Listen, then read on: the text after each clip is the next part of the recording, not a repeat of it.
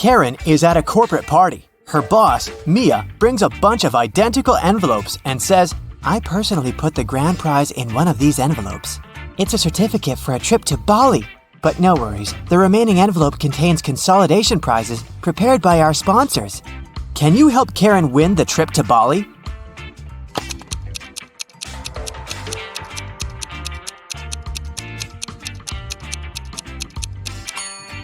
There's a lipstick print on this envelope. Mia has a similar lip color. She said that she had personally packed only one envelope, so the grand prize should be here. The day of Karen's flight to Bali has finally come. She calls a taxi to the airport. Soon, 3 identical taxis arrive at her porch. But only one of these drivers can actually give Karen a safe ride. Can you guess who?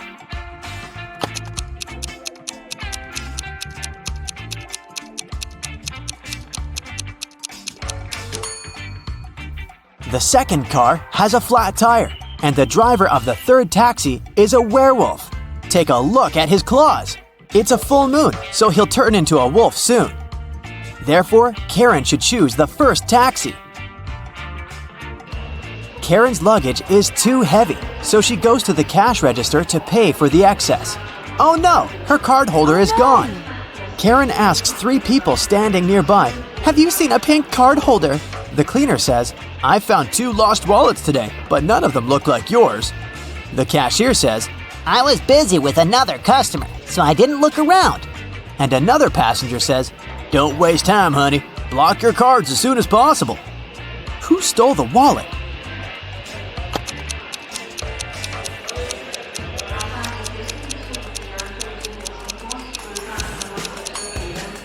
Nobody. Karen put it in the fold of her hat and forgot it there. See? On the plane, the steward asks Karen to switch seats with another passenger. Karen can choose one of these 3 seats. Can you help her figure out the best option?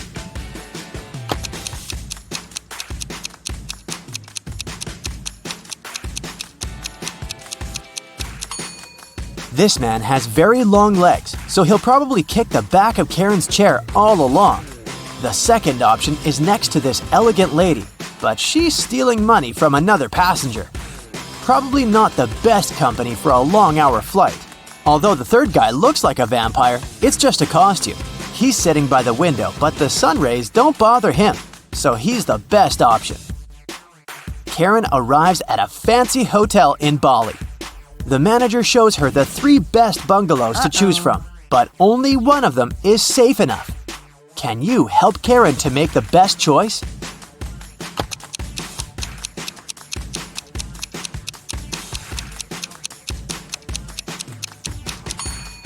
The first bungalow doesn't have a door, which makes Karen an easy target for robbers and mosquitoes. And there's a scorpion under the bed in the third bungalow, so she should choose the second one. On the beach, Karen meets 3 ladies who claim to be millionaires and show her pictures to prove it. But one of them is fake rich. Can you guess who?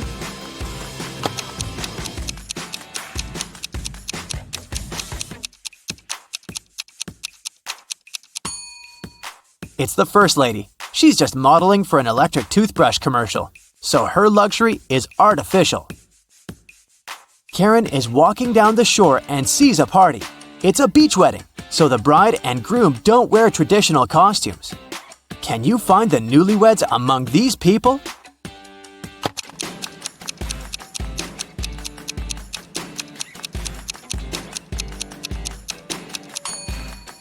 Take a look at the cake. The letters say Harry plus Amy. This lady is wearing a necklace with the name Amy, so she's the bride. And now, look at the flower garland around her neck. Only one person is wearing the identical garland, this guy, so he's probably the groom. Karen spots her former classmate, Tom, among the guests. He's talking to a strange lady. The lady is wearing a hoodie and standing with her back turned to Karen, so Karen can't see her face. Tom and the lady leave together and hide from everyone on the roof of the beach restaurant where the party takes place. Later that night, Karen also visits the roof. There's no one else here, but after checking the roof, Karen knows for sure which of these three ladies is Tom's secret girlfriend. How did she know?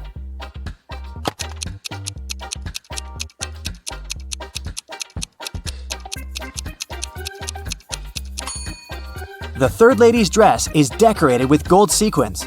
She lost one sequin on the roof.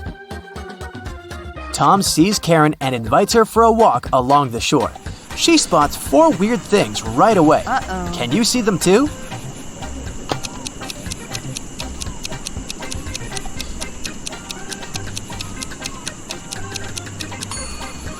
A mermaid is hiding in the waves. This sandcastle has electric lighting. Tree branches flutter in the wind to the right, but the flags to the left. And finally, the moon has a creepy face.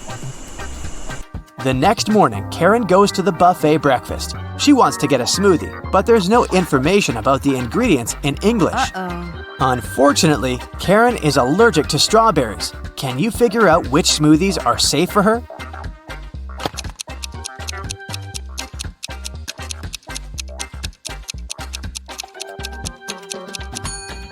It's all about the color. Only the green and yellow smoothies don't contain any strawberries for sure.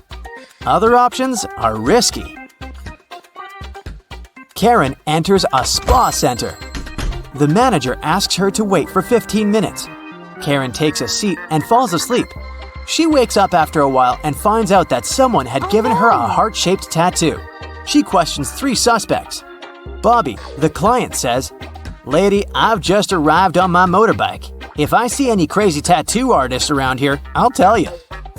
Leah says, "I've been cleaning the bathroom within the last 30 minutes.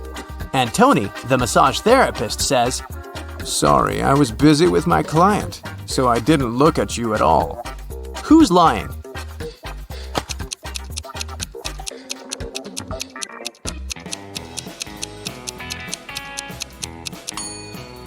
Bobby. This motorbike has flat tires, and besides, it was already there when Karen entered the spa. Luckily, the tattoo was temporary, and the massage therapist helped Karen to remove it, but he charged her $5 for his help. Karen arrived at the spa during happy hours when they offer a 45% discount on all services, so Karen paid only $12 for a 1-hour massage. Also, she had a pedicure for $7. When Karen left, she found a $50 bill on the ground. How much money did Karen spend in total? Can you count?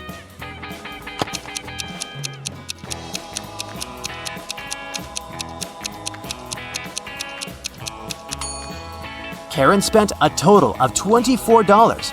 As for this $50 bill, it's fake, so it doesn't make any difference. Karen brings her clothes to the local laundry owned by three sisters. She returns to pick up her stuff in 5 hours. Unfortunately, someone has burned her favorite dress with an iron. Karen gets furious and questions the sisters. Mia says, "I didn't iron today. It must be Pia." Pia says, Nah, I was planting roses in the garden all day. It must be Gia. and Gia says, "I don't know who's guilty because I've been away all day." Who burned Karen's dress?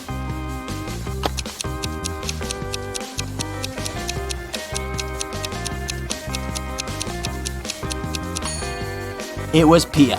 Take a look at the garden. Can you see any roses? Exactly. Karen returns to her hotel room and finds a huge bouquet in a vase. The note says, "Love, your secret admirer." Karen calls the reception to find out more. The manager says, "One of the hotel's male guests ordered the flowers, but I can't reveal his name." Only 3 male guests stay in this hotel at the moment: Hans, Jacques, and Will.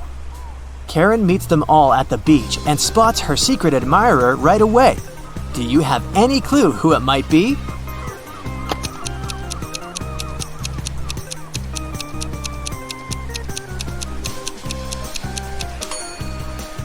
Karen received pink lilies. Take a look at Hans's shirt. It has a print with pink lilies. He loves these flowers, but this doesn't prove anything.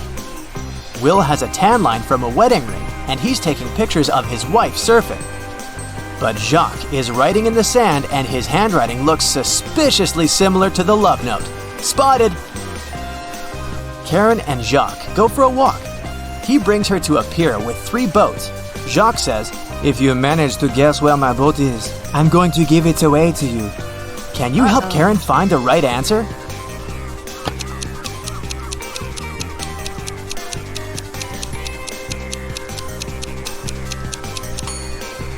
Someone's sleeping on the second boat, but this doesn't mean that the person is the owner. The third boat is called Jacques, but this name is quite popular. Let's take a closer look at the first boat. Can you see the red trousers on a hanger? They match perfectly with Jacques' jacket. Therefore, this is his boat. Elsa was 17 years old the day before yesterday. Next year, she'll turn 20. Yay. How come?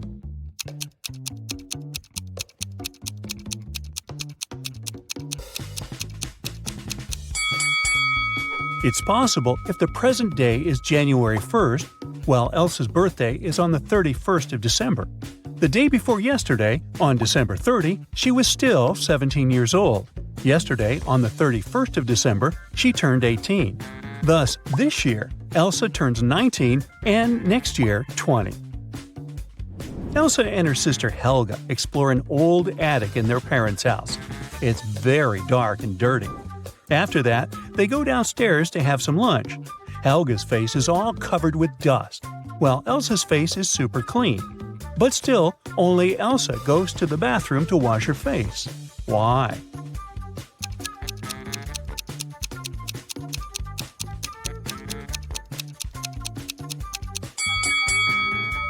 Elsa noticed that her sister's face was dirty, so she thought her face must be dirty too. As for Helga, she saw that Elsa's face was clean and assumed that her own face was clean too. After lunch, Elsa and Helga go for a walk across an enchanted forest. They reach the riverbank, but the bridge is closed for repairs. The sisters notice 2 dwarfs fishing in a boat near the bridge. They agree to help the sisters, but their boat is very tiny. It can fit either one sister or 2 dwarfs. Luckily, they manage to solve this issue.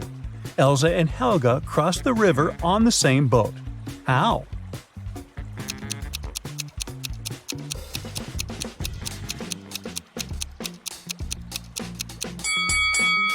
Well, first of all, one of the dwarfs brought his fellow on the opposite bank. Then he headed back for the sisters alone. Helga got into the boat and crossed the river. She gave the second dwarf the boat, and he returned to the opposite bank. He picked his fellow dwarf and brought him to Helga. Then one of the dwarfs swam to Elsa and passed the boat to her. She crossed the river and joined Helga, and finally, the second dwarf returned to his fellow. Helga and Elsa keep on walking and get lost in the forest. There are 3 roads to the nearest town. The first route is filled with mutant plants which feed on humans. The second path leads through an ice cave with a hungry dragon frozen inside a huge ice cube. The third route leads through a village of fairies. Their magic makes humans lose their minds. Which way is safe?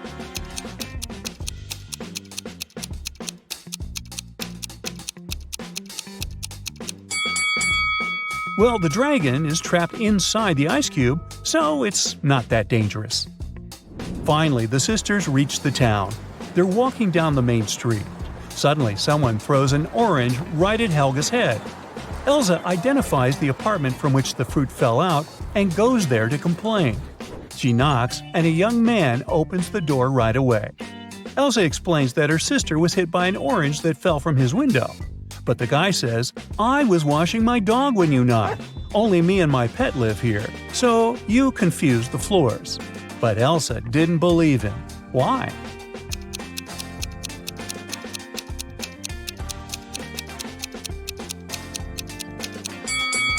According to the man, he was bathing his only pet, but the dog's hair is dry. Therefore, his story is fake. Elsa and Helga enter the local home decor shop. Helga takes a picture of her sister standing in front of the mirror. Can you spot anything odd in this photo?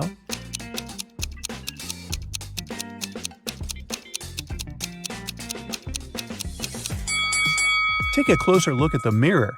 Elsa's hands are reflected wrong, as well as the sale poster behind her. She must be a vampire. Just kidding. The sisters continue exploring the shop, But suddenly, Elsa begins to scream and runs away. That's because one of these ladies is not alive. Can you guess who?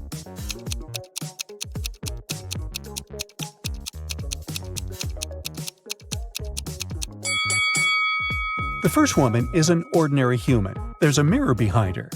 The third lady has a painting of herself in the background. And the second lady, who's looking over her shoulder, is a phantom. Her reflection in the mirror doesn't match the reality. Elsa decides to hide in a building nearby. Surprise! It's a pet shop. Elsa wanders around it and spots one weird detail. Can you see it too?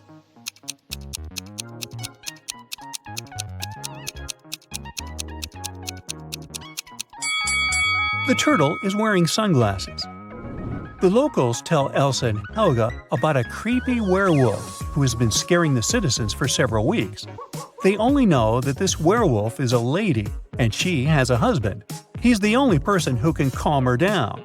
Elsa finds 3 suspects who might be the werewolf's husband, but none of them admits it. Can you find him?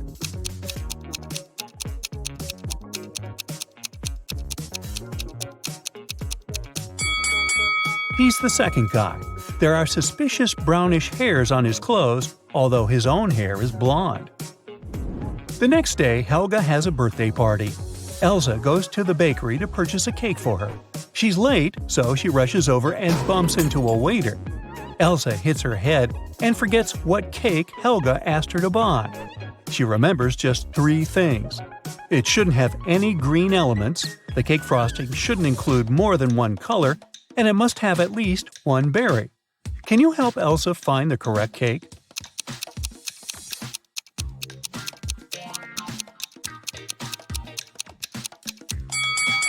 Elsa should take the 4th cake. It's a chocolate cheesecake, so it doesn't have anything green. The glazing is brown and is decorated with cherries. A perfect match. Elsa buys the cake and leaves. The bakery is located inside the highest tower in town. Elsa enters the elevator to go down, but she hits the wrong button and finds herself on the roof. She decides to take some pictures with the iconic huge clock installed at the top of this tower. Oops! Elsa drops her phone from the roof. She decides to leave, but someone has already locked the door, and the elevator won't work, so she's trapped on the roof. Luckily, Elsa can still change the time of the clock. What time should Elsa set on the clock to make someone notice and rescue her?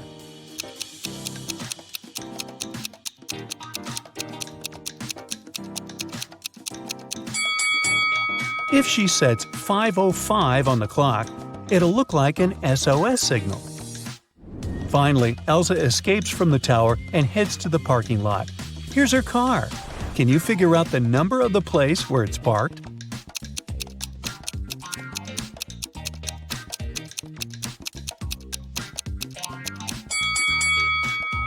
'87.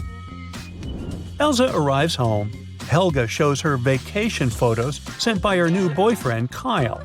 In this case, you can see Kyle, his friend Bob, and a humanoid robot, Neo. Neo is standing next to Bob. A person wearing the yellow mask is not a man. What color is Kyle's mask?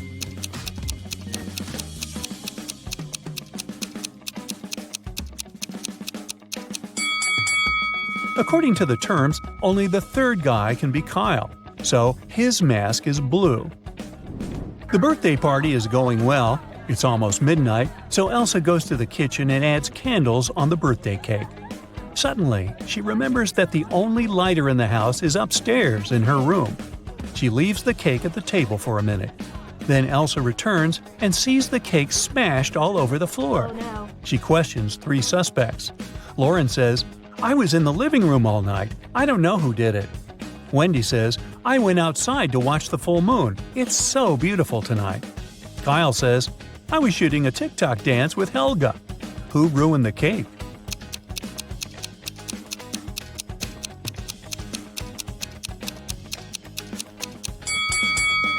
Wendy. Take a look out the window. The moon is not full. Busted. The next morning, Helga wakes up earlier than Elsa and checks her feed. Breaking news: a legendary thief ran away from a nearby prison and now creeps around the town. He's a talented shapeshifter, so no one knows for sure what he might look like. Suddenly, Helga hears someone ringing on the door. She opens and faces two guys who introduce themselves. Bob is a gardener from a nearby park, and Peter is a garbage man. Both guys want to use a bathroom, so they ask Helga to let them in. But only one of them is safe to invite over. Can you guess who?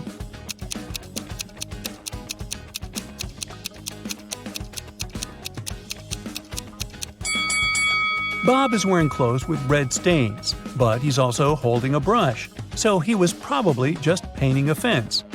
Let's take a closer look at Peter's facial hair. One mustache has come unglued. It's fake. So he must be the runaway criminal from the news. You just entered a riddle-solving competition. The game show host shows you the first riddle you have to answer. Take a look at the image. Who do you think will be able to make it all the way across the line?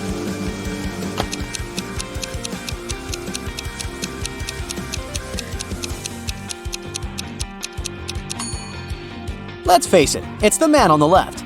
Even though it looks like he's having a hard time carrying such heavy things, the weight is evenly distributed between his two hands, so he'll probably make it through without any problem. For your next challenge, the game show host shows you a picture of sinking boats. Which boat do you think will sink first?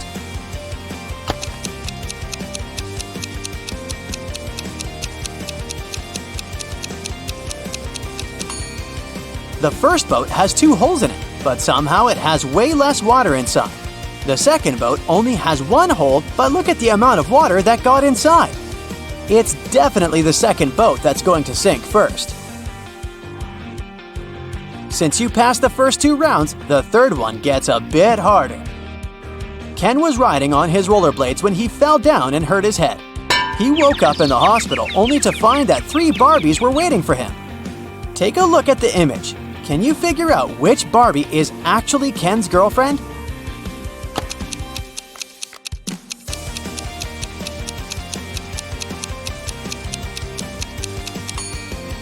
This is a tricky one. It can't be the third Barbie, because the real Barbie would never wink at Ken. It's usually him that does the flirty things. It's also not the second Barbie, because she would never put makeup in front of him. So this leaves us the first Barbie, who must be his girlfriend. The Fin is a famous hostel in Spain. It's especially famous for its fun showers. But hey, something doesn't look right in this image. Take a look and try to guess what it is.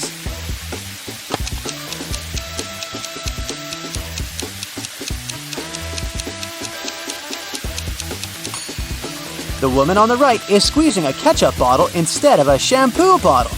That's definitely weird, huh? For the final rounds, the host picked out a few written riddles for you. The first one is, I speak without a mouth and hear without ears. Am I a microphone, a phone, or an echo?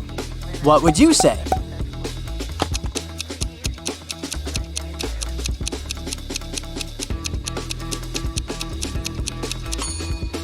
The answer is an echo. I'm not alive, but I can grow. I don't have lungs, but I need air. What am I? A tree, fire, or clouds?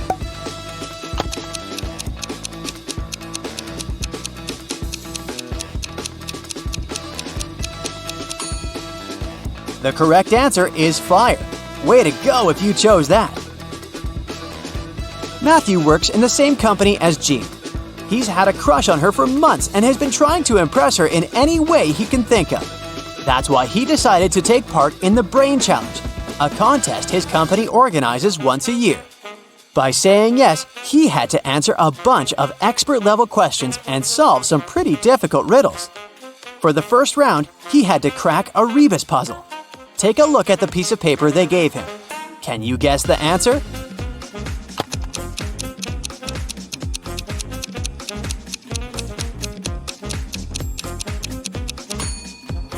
The answer was invisible string. Nice! For the next round, they took Matthew to a room full of random stuff. His task was to find a specific object. As a clue, they gave him a piece of paper that said, "What goes up when the rain goes down?" Look around and help him find the object.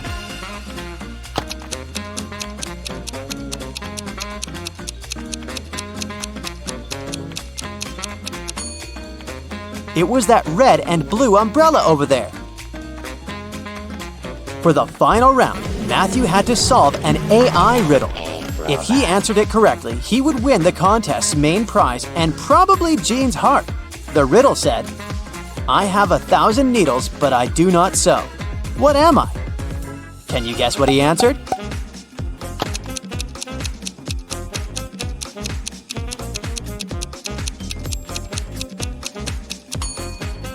The correct answer is a porcupine. Alfred is a supermodel, and he just landed his dream job. The biggest magazine in the country invited him to be on the cover of their latest issue. On the day of the photo shoot, he arrived early in the studio. After finishing with hair and makeup, he looked in the mirror and screamed, "Oh no!" His skin was all red. It looked like he was having some serious allergic rash. He called all the assistants he had seen earlier that day to interrogate them. Amy, the photographer's assistant, said she had been told Alfred was allergic to peanuts, so she made sure to only buy safe snacks. Bo, the makeup artist, said he hadn't touched Alfred's food. He said that right after he had finished his job, he left for a coffee break. Mary, the cleaning lady, said that she knew how sensitive models could be, so that's why she only used organic and hypoallergenic products to clean his dressing room. Alfred immediately knew who had contributed to his rash. Can you figure it out too?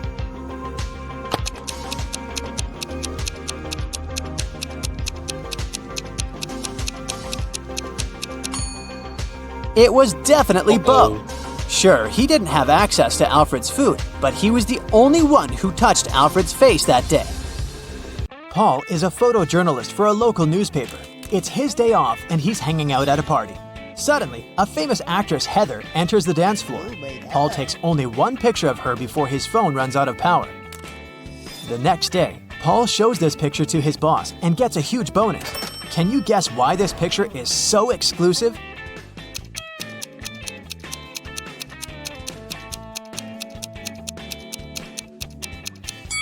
Heather is stealing money from this lady's pocket.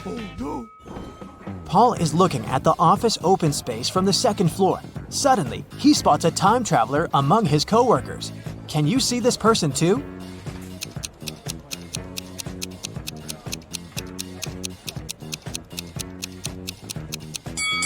This guy's outfit is too old-fashioned. Paul leaves his workplace to get some fresh air and eat. In a while, he returns and finds his boss unconscious on the floor. Paul calls doctors and questions 3 coworkers standing nearby. Rachel says, "I entered his office 10 minutes ago to discuss my ideas, but he said he's been too busy and asked me to leave." Stan says, "I don't know what happened here because it was my lunch break time. I was eating my hot dog outdoors." And Lily says, "I think I saw some suspicious man in a black outfit entering his office." Can you guess who's lying?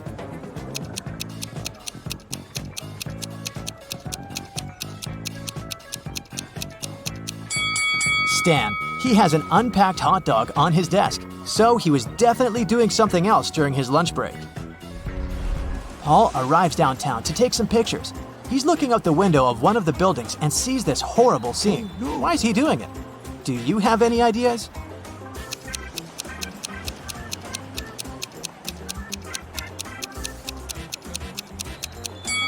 This lady is a magician, so it's just a staging.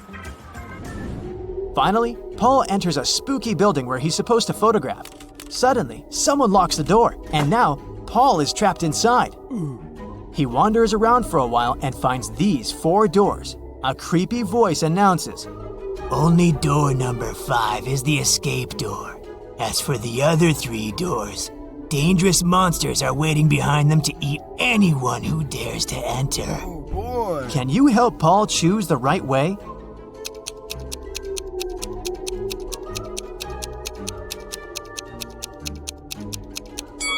He should choose the first door. The symbols on the doors are actually numbers. Paul enters the exam room and sees 2 more doors with spirals. The voice says, You should choose the spiral, which consists of 2 separate parts. The other door hides a magical portal leading to a black hole. Can you help Paul pick the right door?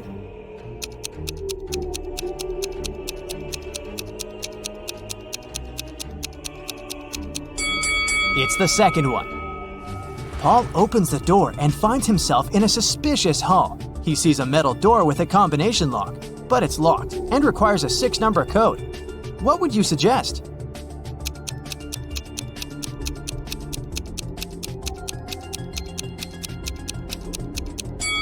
The correct code is 375419. There's a hint hanging on the wall. Paul should literally enter 3 7s, 5 4s, and 1 9. In the next room, Paul meets a mad scientist, the one who had imprisoned him. He says, I'm gonna set you free if you crack my last riddle. So listen carefully. I have a head and a tail that will never meet. Having too many of me is always a treat. What am I?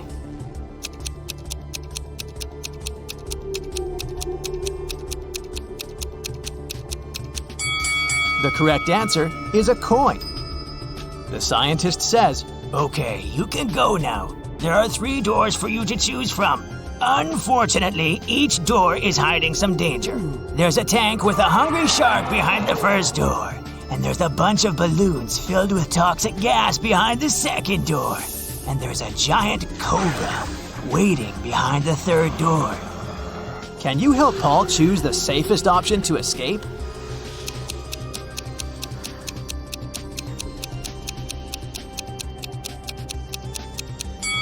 Paul should choose the second door. Toxic gas is inside the balloons, so if he passes by carefully without popping them, he'll escape safely. Yeah. Paul returns to his neighborhood. He's walking down the street and sees a tree with a bunch of birds. Can you spot an antisocial owl among them?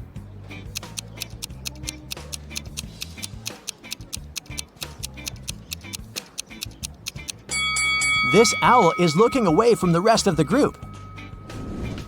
There are 2 houses with 2 single women living next to Paul. One of them used to live in poverty all her life, but today she robbed a bank. Can you spot this woman?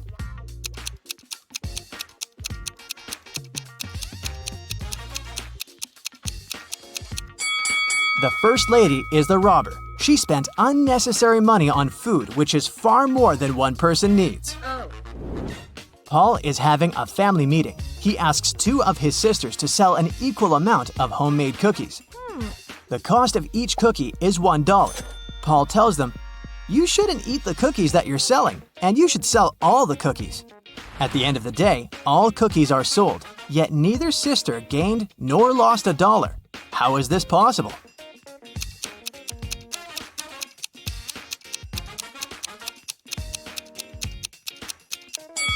The first sister bought a cookie from the other one, and the second sister bought a cookie from the first one, and so on. In the evening, Paul is having a family dinner, but one of the guests is an imposter. Oh. Can you guess who?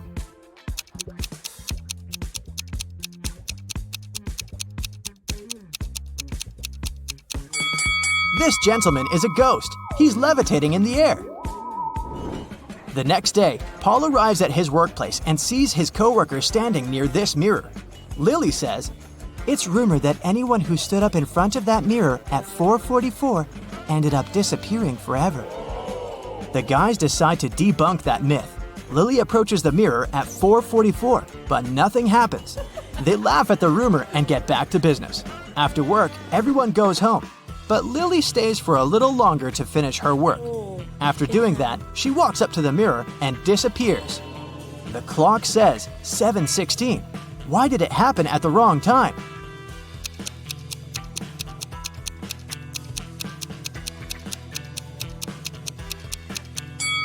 The rumor was about the mirror time. 7:16 is the mirror image of 4:44. Paul wants to rescue Lily, so he goes to the most famous wicked witch in his town. The witch says, Okay, young man. I can get your friend out of the looking glass if you help me in the kitchen. Which one of these 7 potion pots will get full first? Do you have any ideas?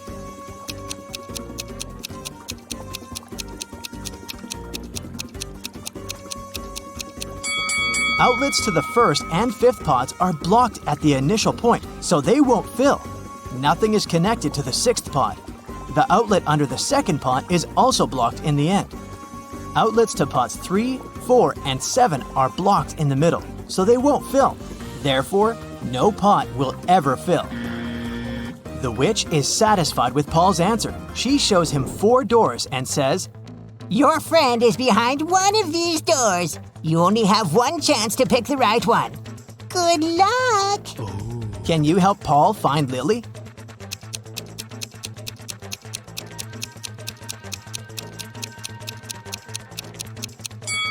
There are flower symbols on each door. Paul should pick the door with a lily. Yes!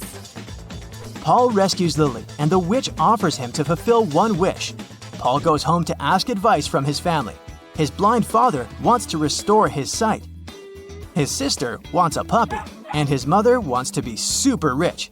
Paul makes a wish, and all 3 people get what they want. What was Paul's wish?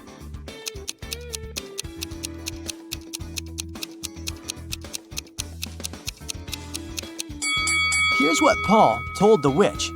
"My father wants to see our puppy digging in a pile of gold coins." Paul arrives at a luxury boat club to make a report. 4 millionaires are talking about their boats. There are a total of 8 boats, 2 in each color: red, green, blue, and yellow. Each millionaire owns 2 boats, but no millionaire has 2 boats of the same color. Alex doesn't have a yellow boat. Bob doesn't have a red boat, but he does have a green one. One of the millionaires has a yellow boat and a blue boat, and another millionaire has a green boat and a blue boat. Charles has a yellow boat. David has a blue boat, but he doesn't have a green one. Can you guess the colors of boats owned by each millionaire?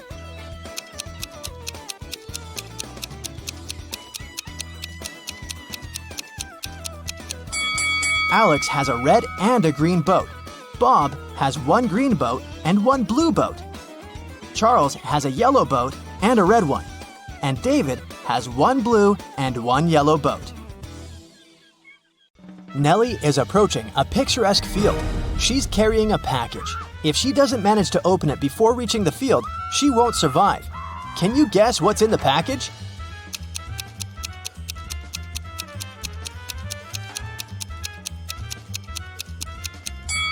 Nellie is skydiving. There's a parachute in her package. After a safe landing, Nellie decides to take a walk in a sunflower field. Can you help her spot 3 odd things about this area?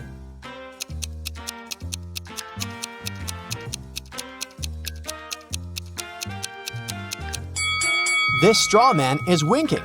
This sunflower has teeth, and there are 2 suns in the sky. Nellie walks too far and gets lost in the woods. She wanders around for a while and meets 4 guys sitting on one big tree. Can you help her rank them in order of foolishness?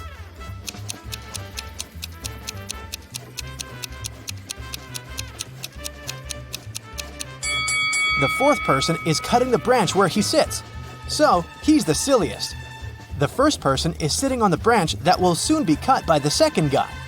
So the first person is the second most foolish. The second person doesn't see that he's about to fall too, so he's the third. And finally, the third guy.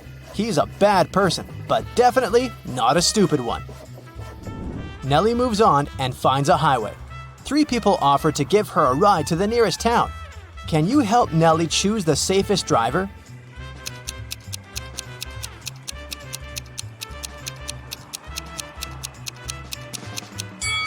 Take a look at this guy's car. Its tires are flat, and there's a puddle of engine oil spilled out of the car. Probably not the safest choice. This beautiful lady and her car are both translucent because they're ghosts. As for this gloomy trucker, he looks pretty reliable. Yeah. Nellie enters a local coffee shop and meets 2 ladies. Both ladies tell her that they are daughters of a famous billionaire. Can you guess who's lying?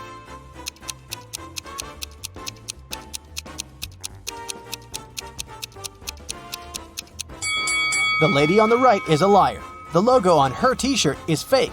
Therefore, she's not rich. Nellie doesn't have any money to buy food. The coffee shop manager feels sorry for her and offers Nellie a free lunch. But first, she has to solve his tricky riddle. Nellie agrees. Here's the task. People have stepped on me, but not many. I never stay full for long. I have a dark side. What am I? Can you help Nellie win her free food?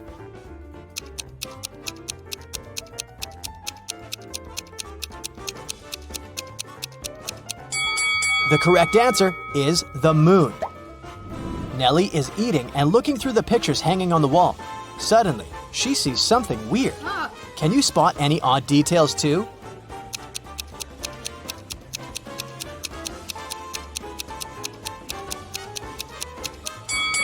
This person appears in both pictures, looking young and pretty. But the time distance between these two photos is 100 years. Nellie enters a flower shop and sees the owner putting bouquets in big vases. If he puts one bouquet per vase, he will end up with one extra bouquet. And if he puts 2 bouquets per vase, he will end up with 1 extra vase. How many vases and bouquets does he have?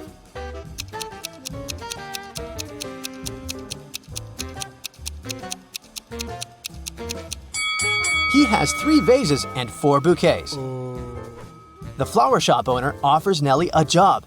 He has just received a delivery.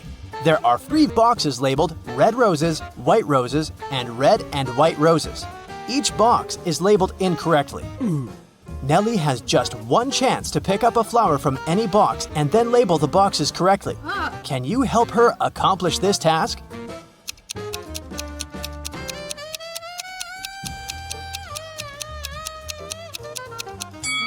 Nellie should take a flower from the box labeled as red and white roses. Since they're labeled incorrectly, this box should contain either red roses only or white roses only. Let's suppose that Nellie finds the red roses. Now she can label this box correctly. We know that the white box cannot have white roses. Therefore, now Nellie can label the remaining 2 boxes correctly. After earning some cash, Nellie decides to book a room in the local hotel to get some rest. The manager offers her to choose from 3 empty rooms. Can you help Nellie pick the best option?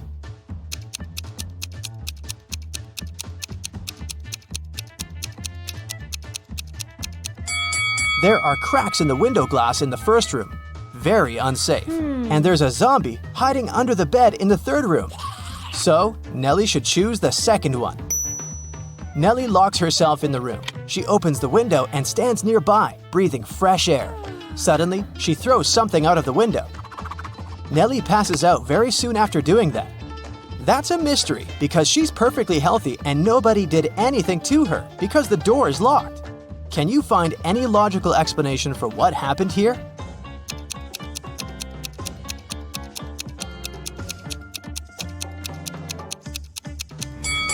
Nellie decided to throw a boomerang out of the window. The boomerang went to the maximum distance and returned back straight to her head. After a while, Nellie wakes up with a headache. She goes to the local shop to buy some aspirin. She spots 3 odd things about this place. Can you see them too?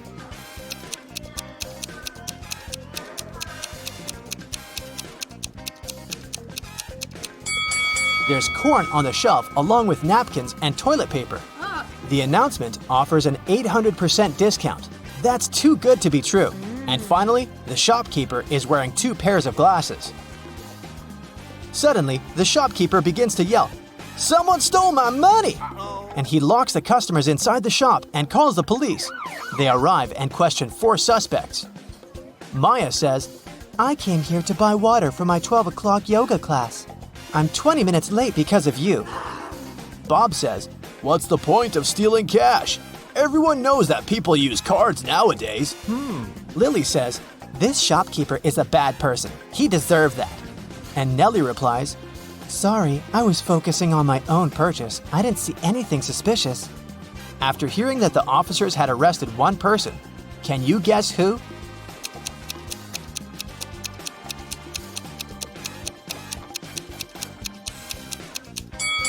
Maya, take a look at the clock on the wall. It's only 10 a.m.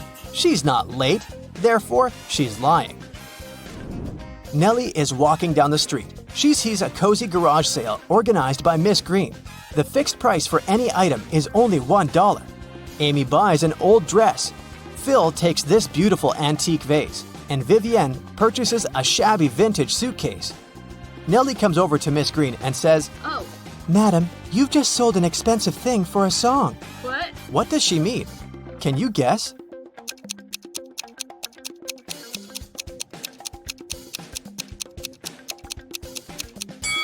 Vivienne lifts this suitcase quite easily, so it's probably empty. And besides, it has holes in the bottom. Therefore, it can't be precious. This vase isn't antique. It has a sticker from a dollar store. Although this dress is dirty and torn, it has a large, expensive brooch pinned to it, so many gemstones can't cost just $1. Nellie asks Miss Green if she can use her bathroom. Miss Green says, Sure, it's at the end of the corridor. Nellie is walking down the corridor and confuses the doors. Nellie ends up in this messy kitchen. The door won't open. Can you help Nellie find a key?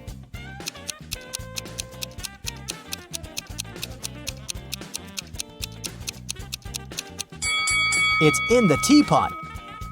And Miss Green enters the kitchen and tells Nellie, I'm a witch, young lady, and I'm gonna give you a gift if you manage to solve my riddle. Oh, yes. Nellie agrees. Here's the task. It starts with T, it ends with T, and it's full of tea. What is it? Can you solve this mystery?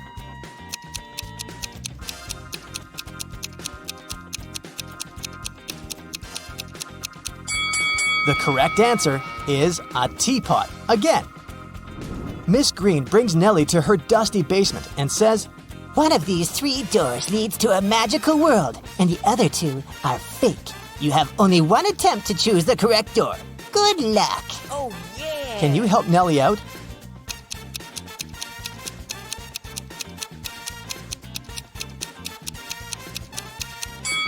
She should choose the 3rd door. Take a look at the floor. Dusty footprints lead to the 3rd door only, which means that doors 1 and 2 are fake. Nellie opens the 3rd door and enters an enchanted forest. There are 4 ways to cross it, but all 4 passages are pretty dangerous. A hungry dragon is waiting for her on the 1st route. A massive fire is burning all over the 2nd path. And the 3rd path is basically a windowless tunnel. And the 4th passage is full of scorpions and snakes. Can you help Nellie choose the right path?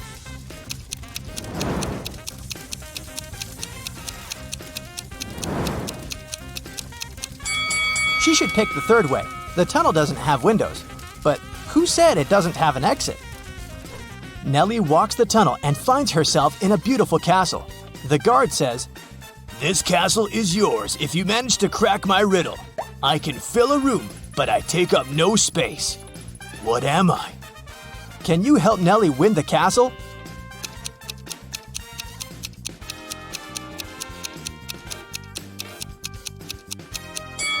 The correct answer is light.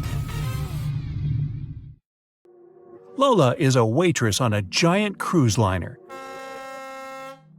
One night, after the restaurant closed, she found an expensive watch on the floor. She announced it on the cruiser's radio, and 3 people showed up to claim it. Roger showed Lola the tan line on his wrist and asked her to give him the watch back. Mary said she remembered dropping the watch near the entrance of the restaurant and wants it back. Susie kept asking if the watch was okay and if it was working. Lola decided that the watch belonged to Susie. Why? You've got 10 seconds.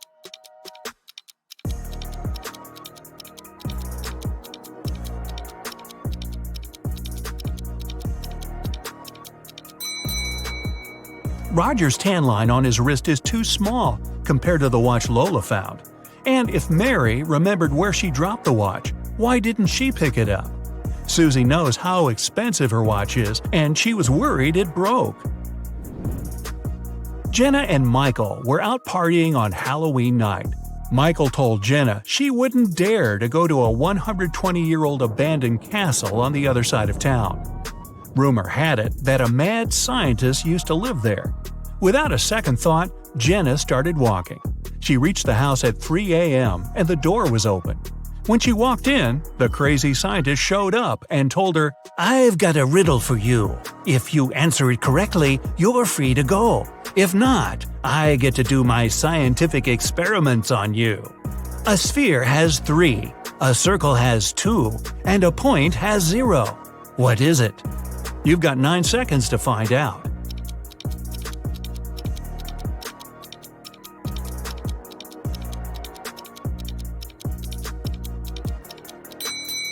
Dimensions. Michael left his work and walked into the dark parking lot in the basement to get his car. When he approached his vehicle, he saw a 4-pin lock on his door. He kept looking at it when his boss showed up. He told Michael, "I want to see if you're smart enough to get a promotion. You only get one try. If you figure the code, tomorrow you'll move to the executive's office." His boss gave Michael a piece of paper that read, "Which was the latest passing year that was the same upside down?" Michael started thinking of all the years that passed, and the next day he got the promotion. You have 8 seconds. Think fast.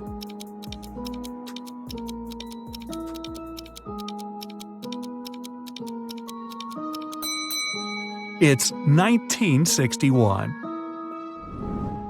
Susie arrived at the dance studio for her rehearsal when she found her instructor unconscious on the floor. Next to him there was a broken vase. Someone must have hit him on the head. Susie called Detective Allen at the scene, and he was suspecting 3 people who entered the studio that day. William, another instructor, said he had an emergency private class with a celebrity and left before anyone showed up at the studio. Mason, a professional dancer, said he took the week off and dropped by today to give the keys back to the dance instructor because he forgot them in his bag when he left the day before. Sally, a dancer, said she had class today, but when she showed up, she didn't see anyone through the window and assumed the studio was closed. Detective Allen knew exactly who was lying. You've got 7 seconds.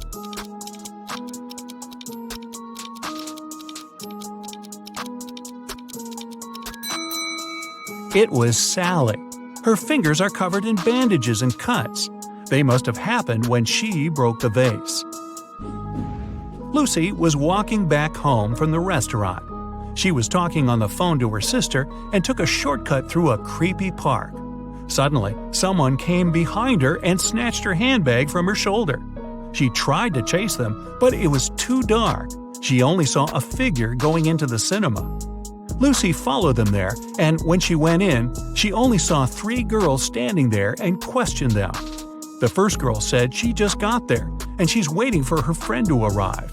She said she's holding a big bag to sneak some food into the theater. The second girl said she missed the movie because she has a broken leg and it took her a while to get all the way to the cinema, so she's waiting for the next viewing. The third girl said she came back from her friend's house and wanted to see what movies are playing. Lucy took a good look at them and knew exactly who was lying. You've got 6 seconds.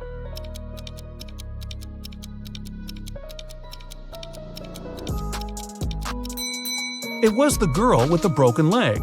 Her left leg is broken, and instead of holding the crutch on the left to support her weight, she has it on the right side. Alex was at the park, snapping photos of trees and flowers for a photography competition.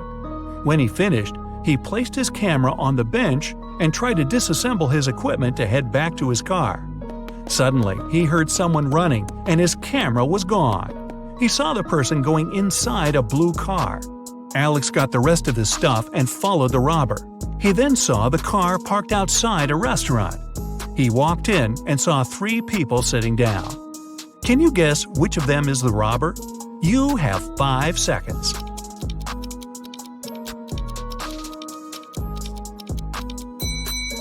It's the one on the right looking at the menu.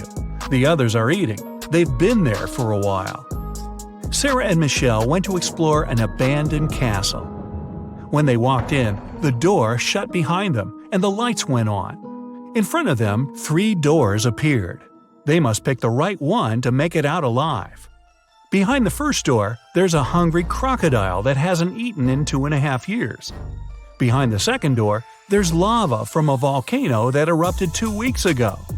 And behind the third door, there's a massive seawater pool with a whale shark you must swim through. You have 4 seconds to decide.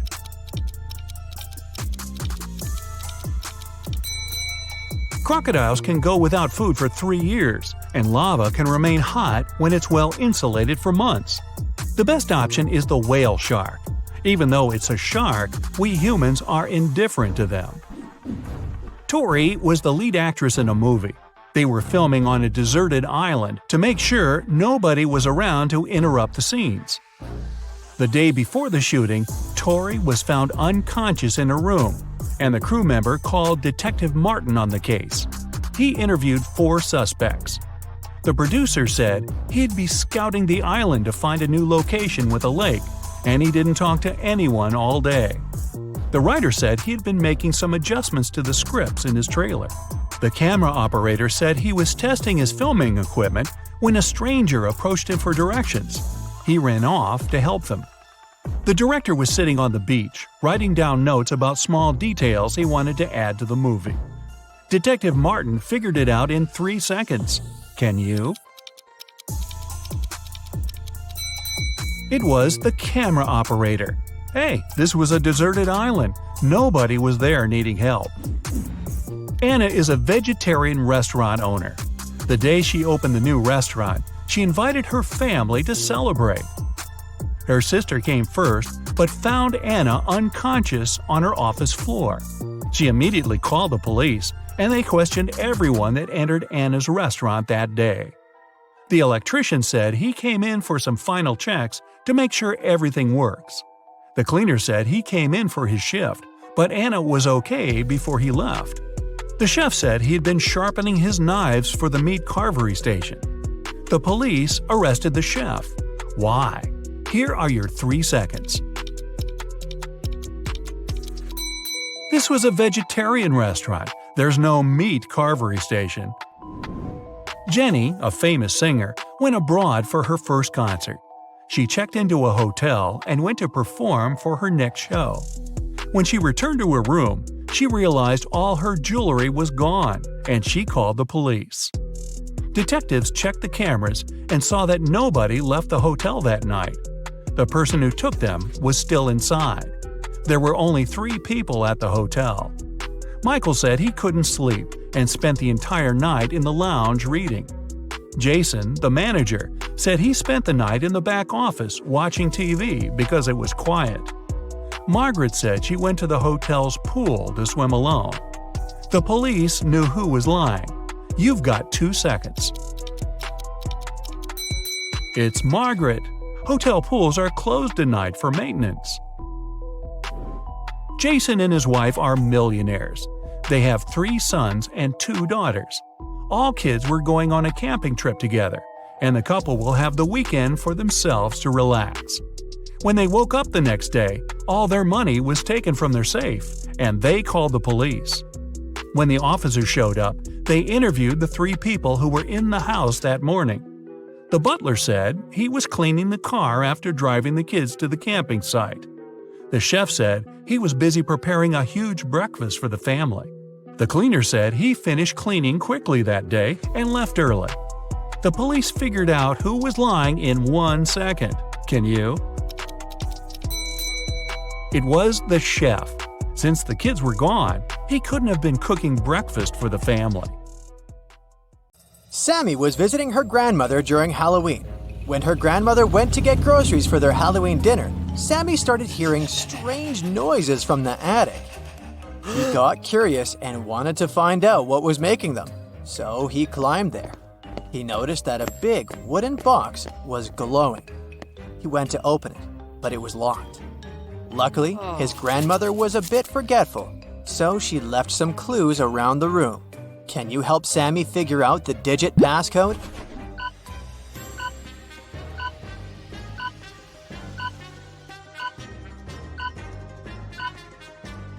Take a look at these books stacked next to the box. Did you notice that these 4 books have numbers instead of titles on their covers? Those must be the numbers he needs to open the box. So the passcode is 4203. After Sammy opened the box, he started hearing the whispers again. They were coming from the strange book that was in the box.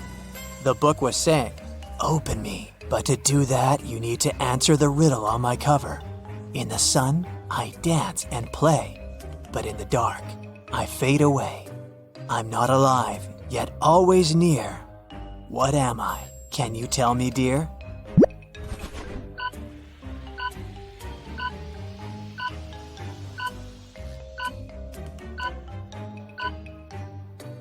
The answer is a shadow. As soon as Sammy opened the book, it magically teleported him to a dark forest. He started panicking and running around frantically. That's when he spotted an owl sitting on a branch. The owl said, "Lost friend, I can help you find your way out of this labyrinth of trees, but first, you have to hear my riddle. I'm not alive, but I can reflect your fear. Look into me, and I'll always be near.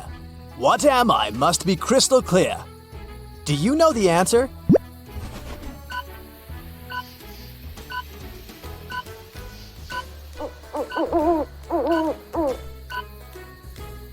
It's a mirror.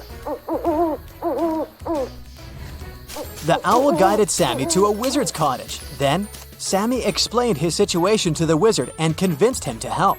There was only one spell that could send Sammy back to his world, and it was in a magic book that was stolen from an evil witch.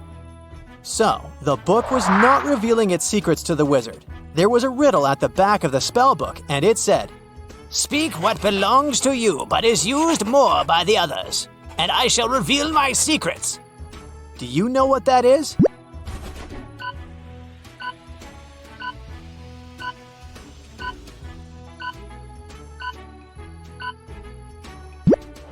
It's your name.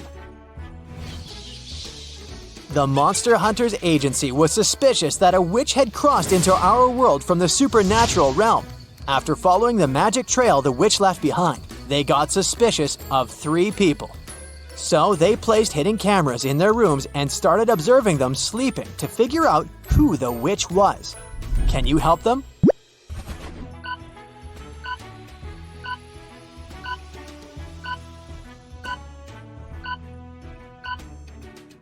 Okay, each of these people has something in their rooms that indicates they might be a witch. But take a look at the broom inside the First Lady's bed.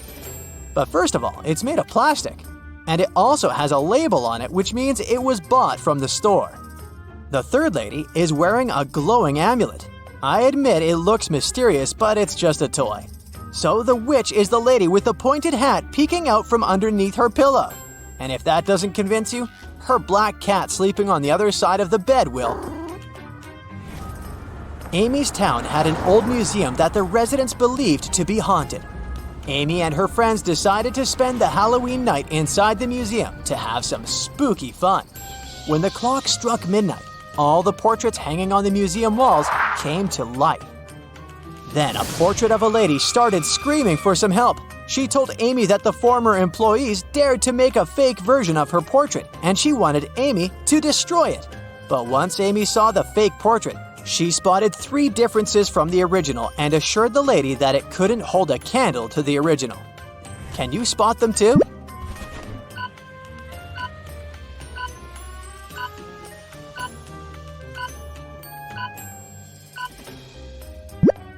The pendant on the lady's neck, her lipstick color, and the ribbon on her hair are different from the original painting. The spooky traveling circus company was going to visit Evelyn's town to put on a Halloween show, and she really wanted to go. But they were only offering a few tickets to the people who could answer their riddle correctly. With fur as dark as the midnight sky, it's often seen as an omen. Oh my! In superstitions, it takes its place. A witch's companion with mystery and grace. Can you tell what this is?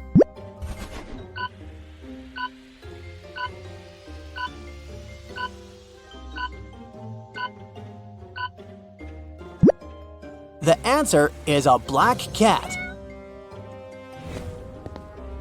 The circus company required all the audience members to come to the show dressed in costumes. So Evelyn headed to the shopping mall to get herself a costume.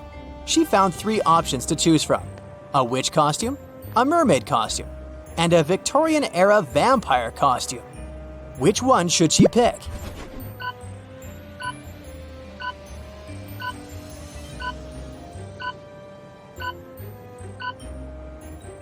Take a look at the back of the witch costume. It says it's made out of paper, so it'll not be a good idea to wear that. And the mermaid costume is all teared up at the back. So she should choose the Victorian-era vampire costume. It may look bloody, but it sure fits the theme. It was finally Halloween, aka the day of the show. Evelyn headed to the circus tent to wait in line to enter the venue. But 3 strange things among the people caught her eye. Can you spot what they are?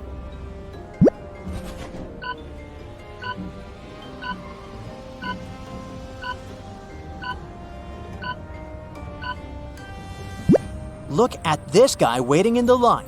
His feet are not touching the ground. He's floating. Evelyn also saw her friend Edward waiting in line. As they started waiting together, she learned that Edward's ticket was from the first row, and they wouldn't be sitting next to each other. When the circus manager overheard them talking, he suggested that he might be able to change Evelyn's seat. Then he brought 3 chests, put the new ticket into one, and told Evelyn to follow it. If she was able to tell which chest the ticket was in by the end, he would give it to her. So, watch the manager move the chests and help Evelyn win the ticket.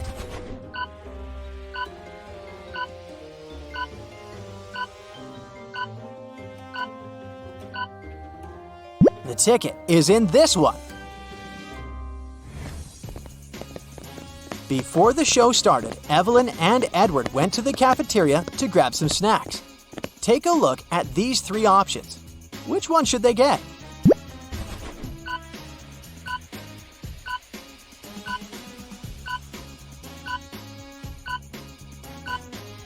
Take a look at the date that's written on the potato chips package. According to it, the chips expired in 1980, so that's a pass. And take a look at the small note below the ice cream. It says it's earwax flavored. Nobody wants to taste that, so they should pick the popcorn. The gooey thing on top of it is just caramel sauce. The show finally began. The first performer was a magician, and his first trick, he teleported from the right side of the stage to the left side. But Evelyn saw right through his illusion and figured out how he did it immediately. Can you?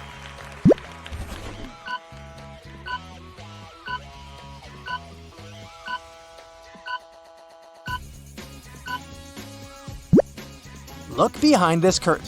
There is a portable projection machine. It sure has something to do with that.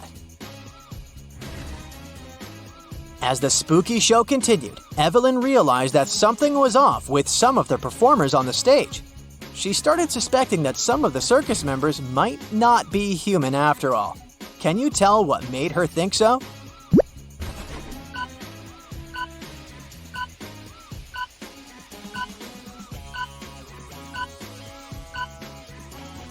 Take a look at the singer first. She has gills at the sides of her neck. Secondly, did you notice the yellow, long, sharp nails of the juggler? And lastly, the rope walker has a tail at the back. Once the show was finally over, the circus manager came to the stage and said, Ladies and gentlemen, we've been lying to you. You see, we're actually creatures of the underworld, and we came here to steal your souls. All the exits in our tent are magically sealed, so you can't escape. Only those who know our riddle correctly will be freed. I have a mouth, but I can't speak. I run, but I can't walk. What am I? Can you help everyone escape?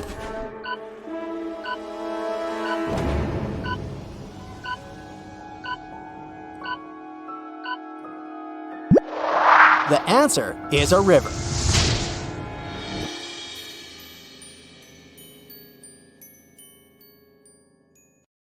Now, Carol was invited to a Halloween party in an abandoned house. Her friends asked if she was up for a challenge, and she said yes. Soon enough, she was locked inside a room. In this room, there was 1 door and 3 light switches next to it. Behind the door was an empty closet with nothing but a light bulb. Her task was to figure out which switch controls the light bulb inside the closet. She could flip the switches in whatever way she wanted, but once she opened the door, she couldn't touch the switches anymore. After some minutes of thinking, she was able to get it right. How did Carol do it?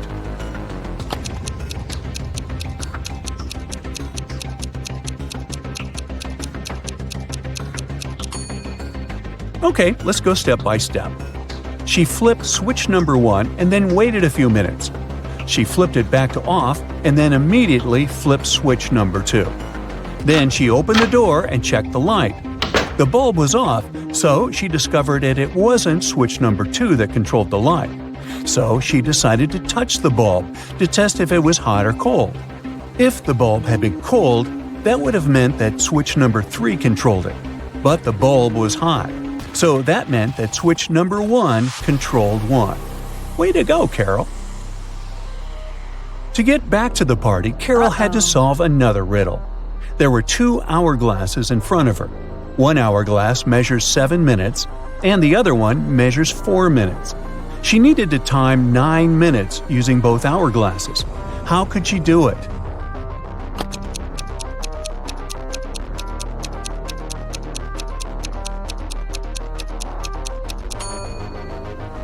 First, she turned both hourglasses at the same time. By the time the 4-minute glass finished, there were still 3 minutes left on the other one. She flipped the 4-minute glass again. When the 7-minute glass was empty, there was 1 minute left on the other glass. And once the 4-minute glass emptied again, there was 1 minute's worth of sand at the bottom half of the 7-minute timer. She flipped it over again, so there was 1 minute worth of sand on the top of the glass. And when the 7-minute timer finally emptied again, 9 minutes elapsed in total. Now look at this party scene. Everyone is dancing in their Halloween costumes and having an enjoyable time. You've been told that one of these people is a real vampire. Can you figure out who it is?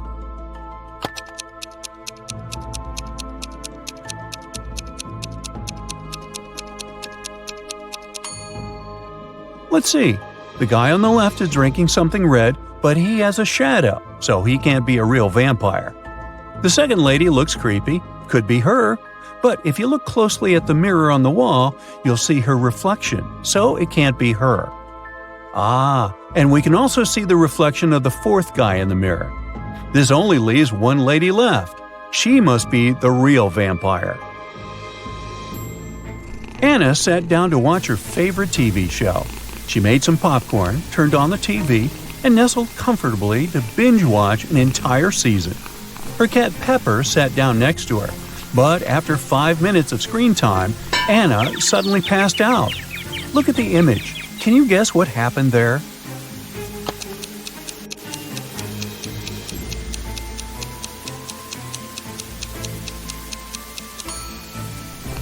Anna's cat Pepper got scared with the loud thump that came from the TV. It jumped on top of Anna and it scared the life out of her. That's why she passed out. Brendan was camping alone in a remote location.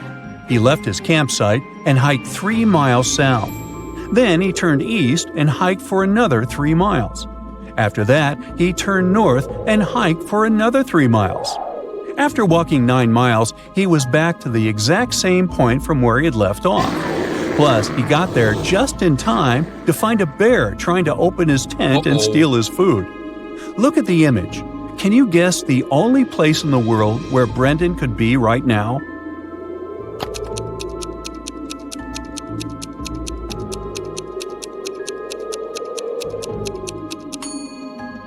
It's the North Pole. That's the only place where you can hike for 3 miles south, east, and north and end up exactly where you left off. Fraser bought a cozy home in Vancouver. On a sunny day, he decided to take his dog out for a walk. When he let his dog off the leash, it ran extremely far away from him. At some point, the dog was opposite him across a huge lake. Fraser called his dog, who managed to cross safely to the other side of the lake without getting wet or using a boat. Can you guess how the dog managed to do it?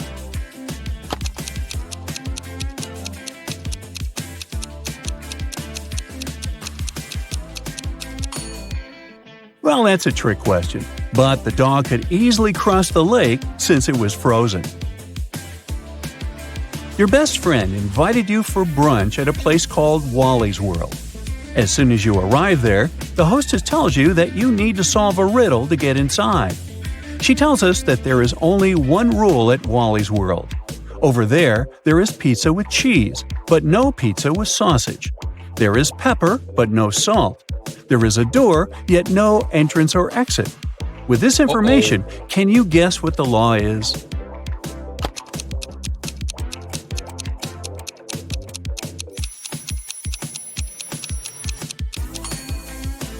Everything in Wally's World must contain double letters. So things such as pizza, pepper, and cheese are allowed inside. Whew! That sure wasn't obvious, huh? On a snowy winter afternoon, Dr. Brown was resting in front of the fireplace. Suddenly, somebody threw a snowball at his window. The hit was so strong that the glass shattered. Dr. Brown stood up just in time to see 3 neighborhood boys running away. They were brothers with the names John Smith, Mark Smith, and Dave Smith. The next day, a paper note was left on Dr. Brown's door. There it was written, a question mark, then Smith. He threw the snowball. Dr. Brown knew immediately which brother had done it. Can you figure it out too?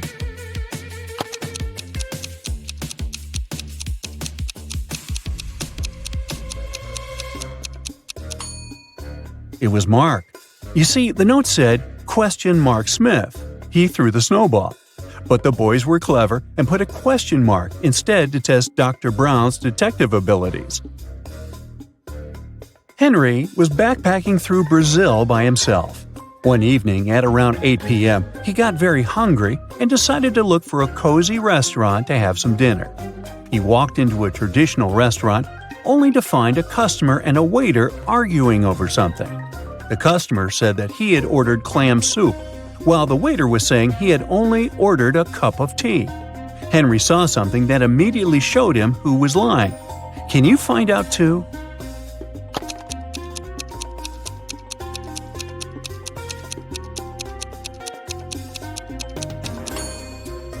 The customer is lying. Behind him, there's a huge sign that says the restaurant only serves soup from 1 to 4 p.m. Since it was 8 p.m. in the evening, the waiter would have never accepted the customer's order in the first place. Cheryl ran into her house extremely worried. I set off as soon as I heard the news, she told the police officer. I was at my parents' house in another town. What's happened to my husband? Well, the police said, somebody hurt Mr. Moffat, and he ended up in the hospital. He's going to be okay, but we still need to find out who did this to him. The police officer has questioned 3 suspects so far. Mr. Moffat's secretary said, I was sent to visit Mr. Moffat's business partner in the morning. Some important documents needed signatures. The cook said, I haven't left the kitchen today. Mr. Moffat wanted me to prepare a meal for him and his wife. The housekeeper said, I didn't hear anything today. I was doing some household chores all day long. After that, I was so tired, I decided to take a nap. The police officer realized who the culprit was in no time. Can you figure out who did it?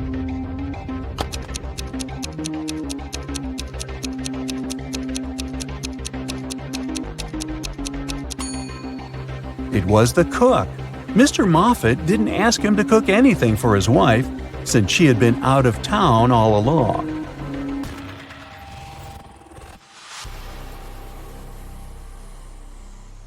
Well, you're a private detective. You work in a city inhabited by people and magical creatures.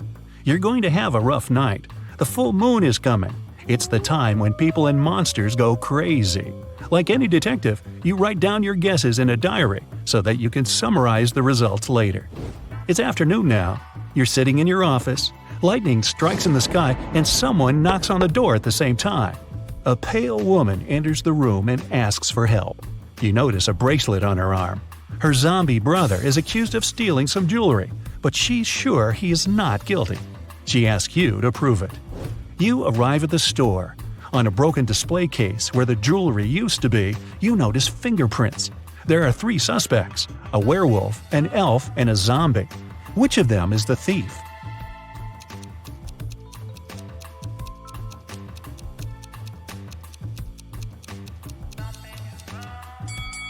The elf. The zombie has skeleton hands, and the werewolf has hairy paws.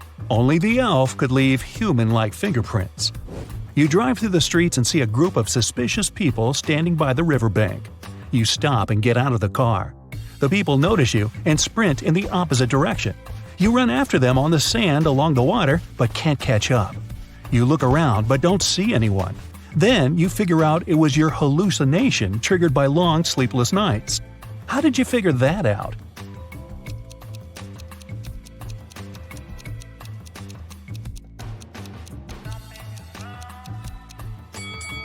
You ran after these people on the sand, but you can only see the footprints of your boots.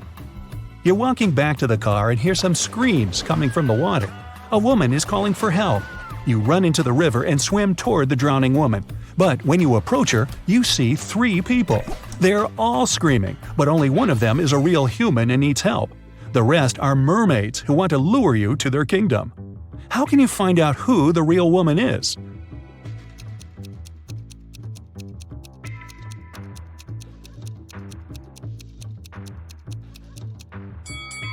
Dive and check who has a fishtail. You save the woman and go to the car. It starts raining. You don't want to catch a cold, so you decide to change your clothes in your apartment. But suddenly, you hear someone scream for help outside. You run out of the apartment and forget to lock the door. A woman is crying in the street. She's standing near the road. In the distance, you can see a car leaving at high speed. The woman says her new car has just been stolen. You get into your vehicle and start chasing the criminal. The suspect gets out of the car and runs toward an abandoned house. He climbs over the fence and disappears inside. You go there after him. In a small hall, 5 zombies are walking in different directions. But zombies don't drive cars. One of them is the thief pretending to be a zombie. Who is it exactly?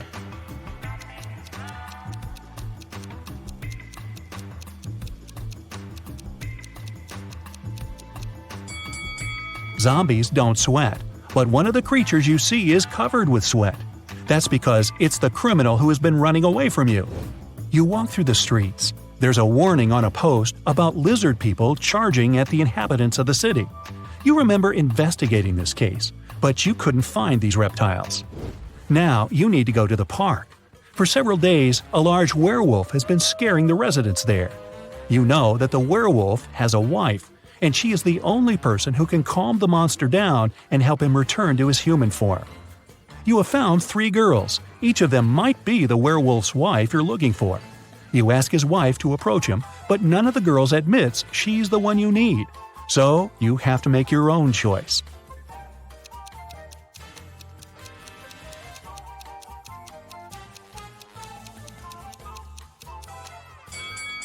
Do you see some wool on this girl's clothes? It's the wolf's fur, which means she's the wife. She walks up to the monster, hugs it, and the werewolf turns into a human. You're hungry. You drop by a pizzeria. The owner of the restaurant says that someone has taken all his weekly earnings from the safe. The thief wore gloves and left no fingerprints. The video cameras were turned off. You know this pizzeria has had several similar incidents over the past year. Every time, the insurance company paid the owner the entire amount that had been stolen. You're sure the owner took his own money to use the insurance again. Take a look at the office and prove that the owner is guilty.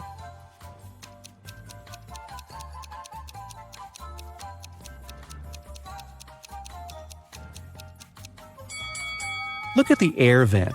Behind the grated hatch, you can see the bundles of the stolen money you've been looking for. There's a long night ahead, and you're feeling sleepy. You go to a small cafe to get coffee.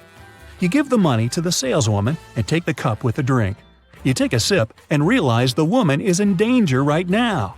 How do you know that?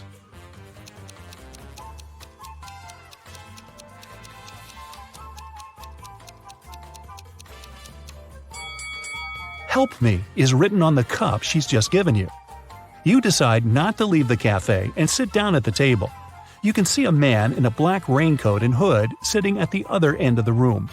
The girl behind the cash register is looking at him wearily. You look at this visitor for a few seconds and realize he's a vampire. What makes you think that?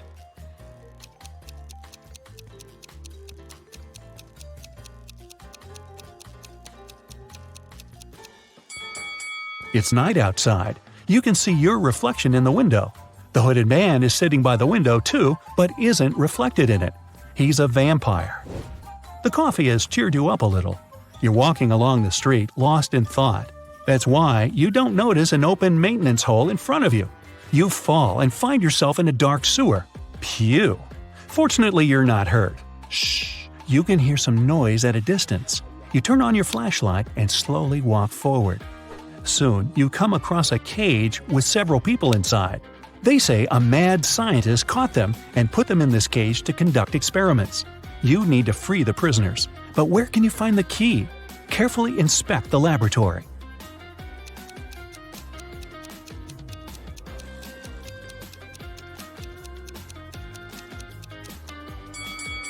One of the jars with chemicals standing on the shelf has a key inside. You take it out and are about to open the cage, but the scientist returns. He tells you not to do this. The people inside are actually mutant lizards. The scientist admits that he accidentally turned regular crocodiles into humans. The scientist managed to catch these monsters and put them in this cage. He's going to turn them back into reptiles and let them go. The prisoners say they are humans, and the scientist lies. Who do you believe?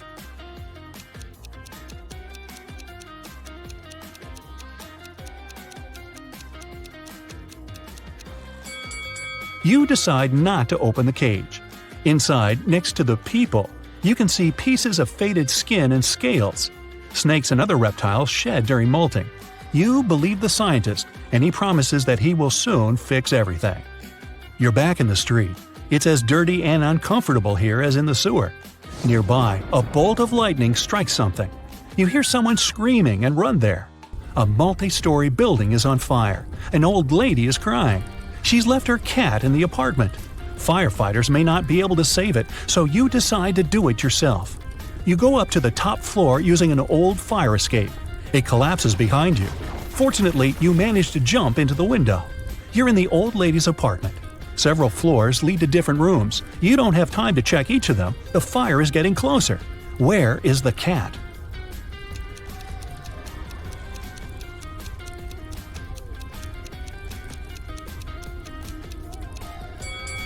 That door is scratched at the bottom. Those are claw marks. The cat must be there. You open the door and see a big black cougar. The fire is everywhere, and you can't go out through the main entrance. There is a window leading to the backyard and a fire escape. Where will you go?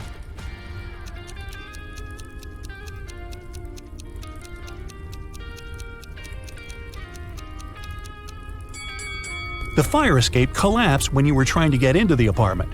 In the window, you see the tree. It has stopped raining, but it's already morning. Tired, you reach your apartment.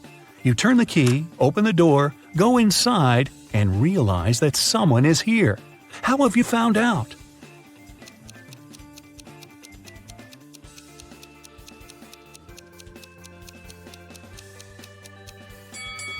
You were in a hurry and forgot to lock the apartment door while leaving.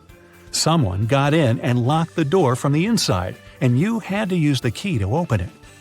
You see a human silhouette standing in the shadows and realize that you know this person. Who is it?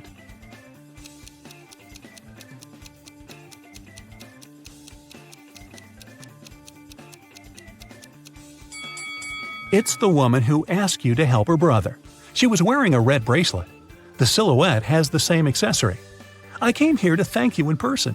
The door was open, but you weren't at home, the woman says. She asks, how many puzzles have you solved tonight?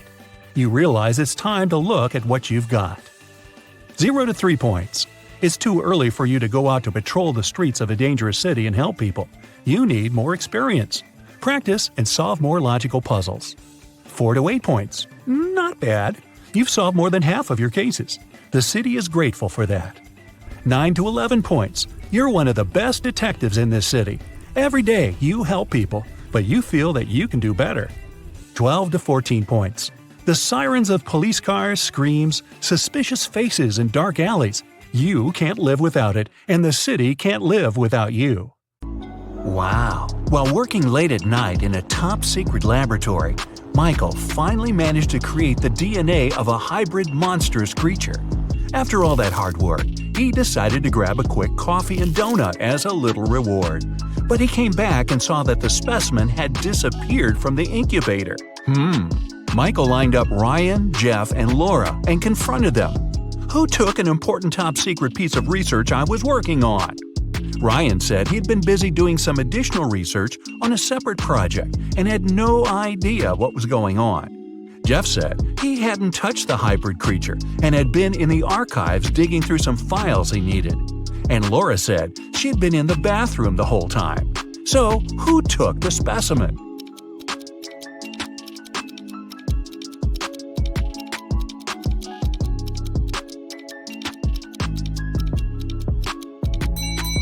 Michael never mentioned that he was dealing with a hybrid monstrous creature. Jeff just let himself get caught. Better think smart next time. Anne absolutely loathes winter, but just like anyone else, she has to go out and do stuff. She had just moved to a snowy city for work and experiences some of the coldest winters. But she managed to make it to the mall to do some quick shopping through a huge blizzard.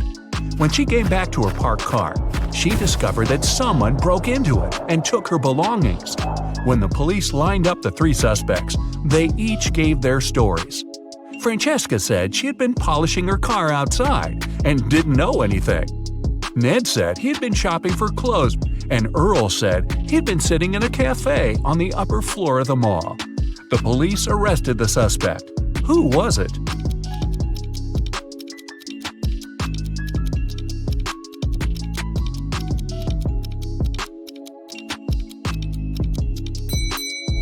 Francesca. She was polishing her car outside in the middle of a blizzard? That's not only illogical, but not safe either. She just gave herself away. You wake up and find yourself trapped in a room with 4 doors in front of you. You don't have enough time to choose which door leads to freedom. You hear a monster coming, so you check out the doors quickly. The leftmost door has a sign on it saying, "Take the door on the right to break free." The second door also has a sign saying, "It's the right door." The third door has a sign, "Freedom is just right in front of you." And the last door has a sign, "Don't trust the signs." Which door should you choose?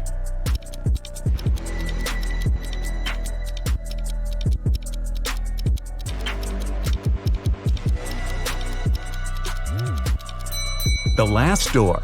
It says not to trust the signs, but it doesn't mean that they're lying.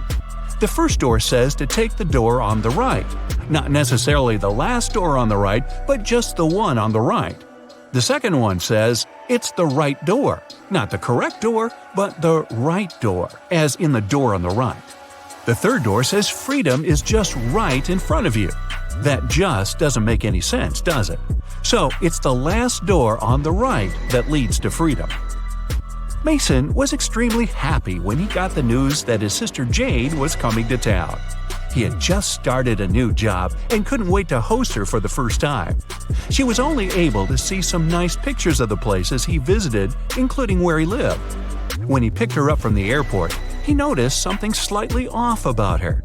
She was robotic with her responses and seemed stiff with her movements. She wouldn't eat and only insisted that she wanted to rest up. Strange. Had he been watching too much sci-fi? After a while, Mason hears a knock on the door, and to his surprise, it's Jane. But I thought... Jane tells him that the Jane in his apartment is an imposter. When the Jane in the bedroom goes out and sees the other Jane sitting on the couch, they're both in shock. They both try to convince Mason that they're the real Jane. But who will Mason believe?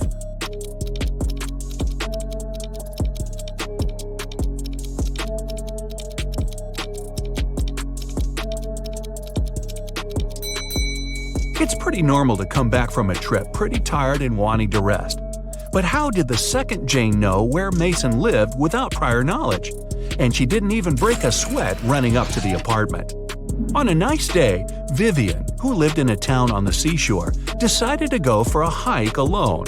But after hours of trekking, she ended up on a section of the forest she wasn't familiar with. Before her were 3 paths. One path had bare footprints leading away, another had human shoe prints, and the third was right by the river. Which one should Vivian take to find her way?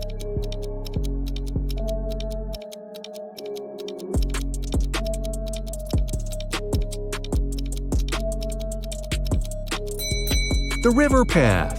Since she lives in a coastal town, the river mouth most likely ends up in the sea. That way, she could figure out where she is. Melissa is sharing a train car with 3 other people. It's a very hot day and the air conditioner doesn't even work. James starts complaining and only calms down after opening the window. Melissa lays down her red silk scarf her grandmother gave her next to her. Judith compliments it. Robert, a senior, mentions that he forgot to bring a gift for his wife who will pick him up from the train station. James has a crush on Judith. After a while, Melissa goes to the bathroom and comes back to find the scarf missing. Who was the one who took it?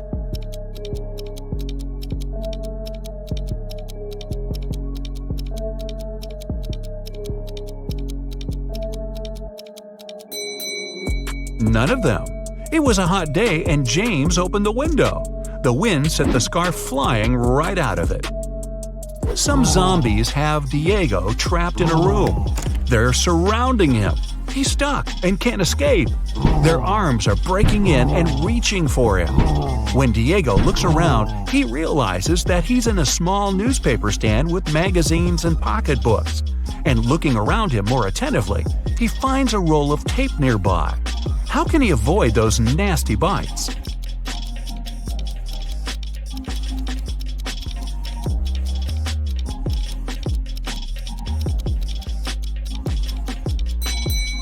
The only way for Diego to escape will be to tape those magazines around crucial parts of his body where they can't lay his teeth on him. It'll be light enough for him to run away from the zombies without getting hurt. Plus, he'll have plenty of reading material for the road. Evan got lost in a forest, and just his luck, it was snowing. The only thing the police searching for him found were 4 parallel lines leading into the forest. Something doesn't seem right, they thought, and took several people into questioning. Nick said he had been at the store buying some groceries. Vanessa said she had been babysitting. Christina had been at work the whole time. After hearing the stories, they arrested Nick. Why?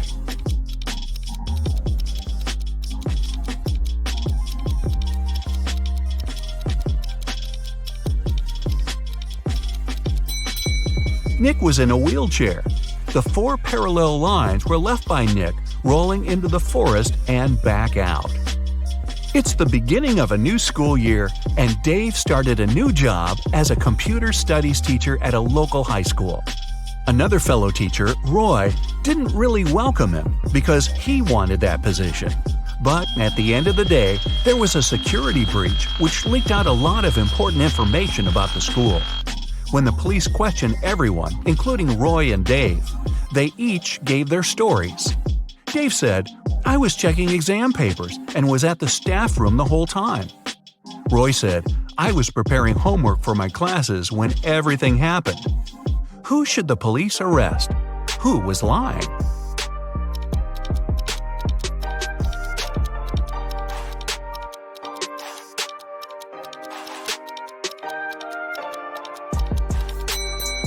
Dave. There wouldn't be any exams on the first day of school. Gareth is in a pickle.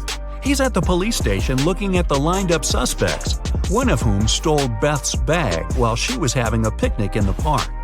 He observes them. Beth describes the culprit as someone big, no hair, and wearing a black jacket. All the men lined up matched the description. Gareth looks at each of them, and they all have one distinct trait that makes them stand out from each other. Suspect number 1 has a beard. Number 2 is wearing shorts. And number 3 is wearing glasses. Gareth knows immediately who to arrest. Who is it?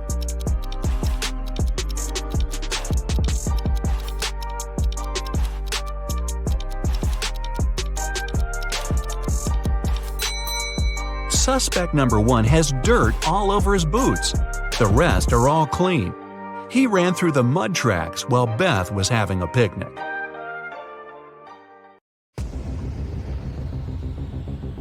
Matt buys a new house. In the basement, he discovers 3 signed boxes and a note. It says that one of the boxes contains $1 million. The 2 other boxes are empty, according to the note. Only one of the 3 messages written on the boxes is true. On the first box, it said that the cash is not there. The second box has a similar message: the cash is not here. And the third box says that the cash is in the second box. If you were Matt, which bag would you choose?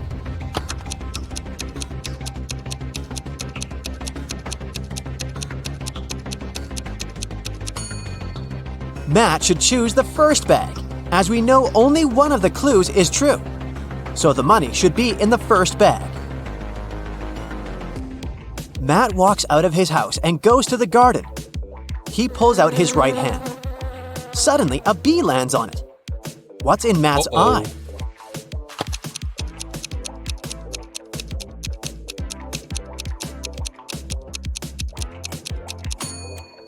Beauty. Why? Because beauty is in the eye of the bee holder. In the garden, Matt takes 2 pictures. Can you spot 3 differences between them?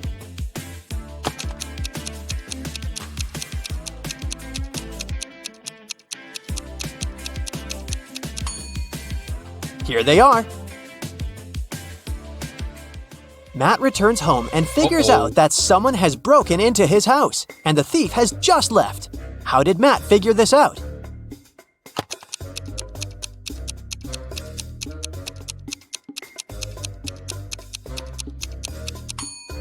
Someone turned on his electric stove and put a plastic bag on top. The plastic is only half melted, so the thief must have left a few seconds ago.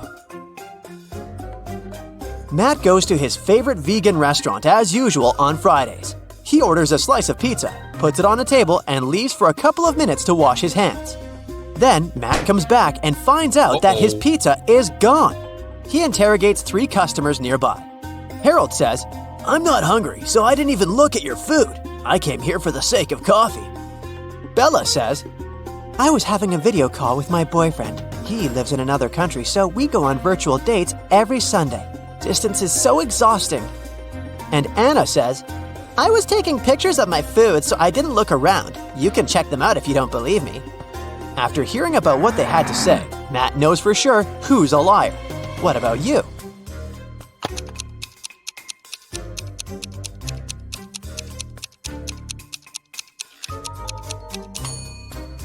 According to Bella, she goes on virtual dates every Sunday. But it's Friday. Liar! Matt's girlfriend Erica is visiting him in his lab. Suddenly, she faces 2 identical Matts. Can you help her figure out who's a clone?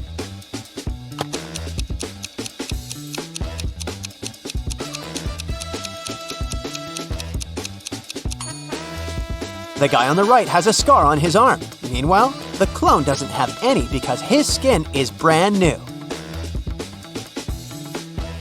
Matt goes to the mall and buys a bat and a ball for $1.10 in total.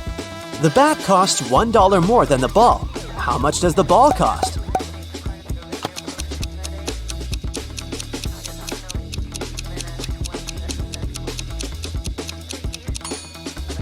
Nope, the correct answer is not 10 cents. It's actually a little less. A ball costs 5 cents and the bat $1.05. And together they total $1.10. Someone robbed Matt's lab. The thief stole the cloning device and he's going to hand it over tonight. This is a great opportunity to catch the criminal. The police figure out the approximate place where to look for the device. They decide to question several people nearby. Greg says, "The garbage truck has just emptied the overhead trash cans." Jeff says, I'm in charge of these trash cans. I checked all the cans next to the yellow ones and found nothing interesting. And Bill just points at all the trash cans that someone approached today. Can you help the police find the trash can with the stolen device?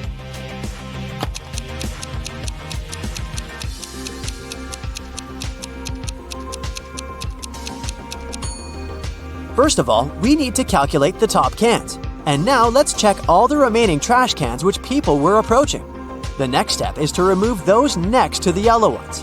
And here it is, the trash can we've been looking for. After the robbery, Matt decides to lock his lab door with a password. There are 4 buttons with different images: orange, banana, apple, and tomato. Can you guess which button opens the door?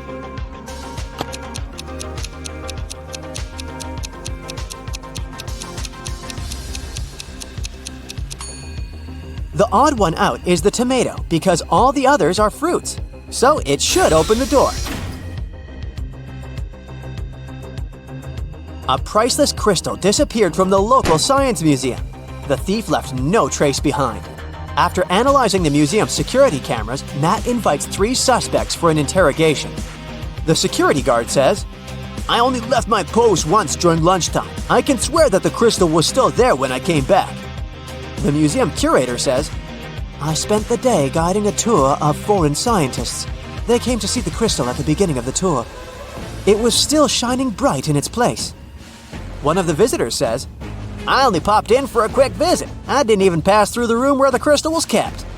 After hearing their stories, Matt knows for sure who the thief is. What about you?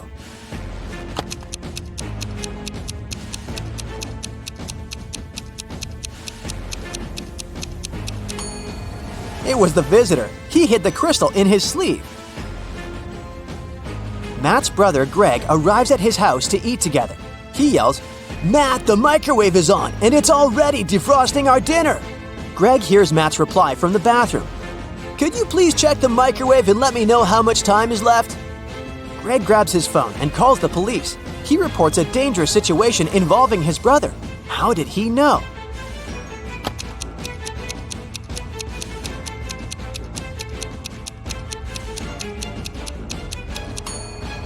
Greg is blind, so his brother would have asked him to look at the microwave because Matt knows that Greg can't see. This made Greg suspicious, and that's why he called the police. The next day, Matt wakes up in a secret abandoned lab.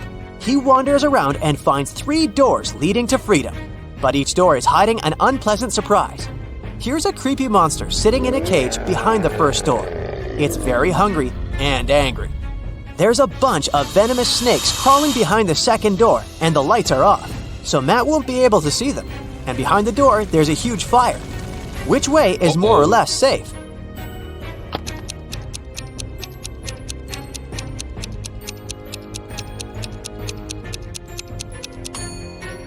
He should choose the first door. The monster is in a cage, so Matt can just pass by and escape.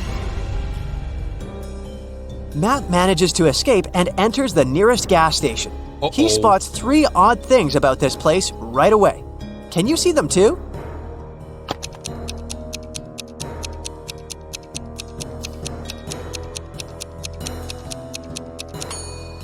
The poster with the engine oil advertisement offers a 0% discount. The cashier has an octopus tentacle instead of hands. See this package of chips? It says they have the flavor of spiders. That's weird. The cashier agrees to help Matt get home if he manages to solve his riddle. I came first on Earth, but second in heaven. I also come twice a week, but I'm found just once a year. I stay away for months, but you can find me in February. What am I?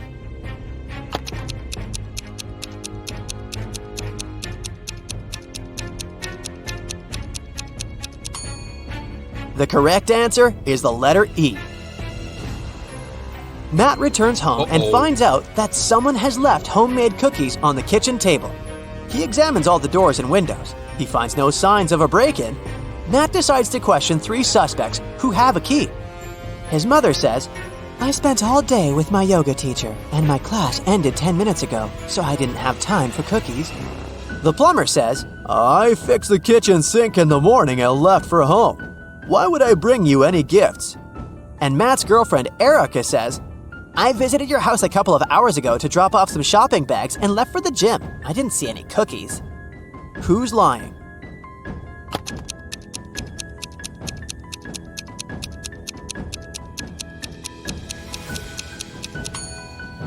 The plumber. Take a closer look at the kitchen sink. It has no tap. Therefore, he lied. Matt is walking in the local restaurant and gets lost in a maze. He has only 15 seconds to get out before it starts raining. Can you help him find the right direction?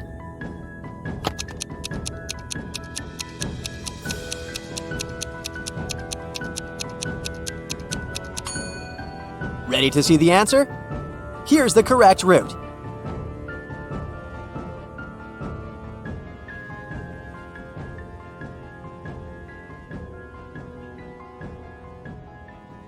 Sally, Molly, and Shelley are best friends. Only one of them is a mother. Can you guess who?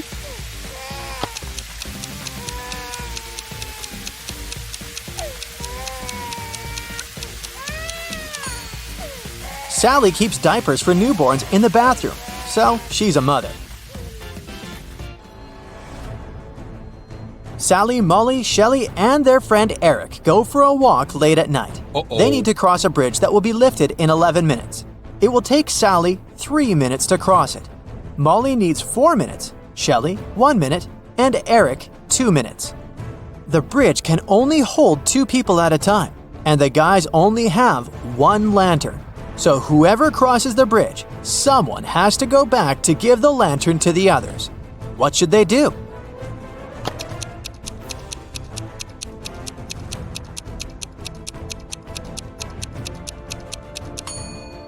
Eric and Shelley should go together first.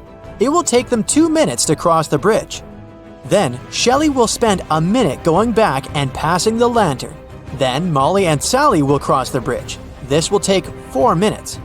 Then, Eric should go back with the lantern, which will take 2 minutes. And finally, Eric and Shelley will cross the bridge.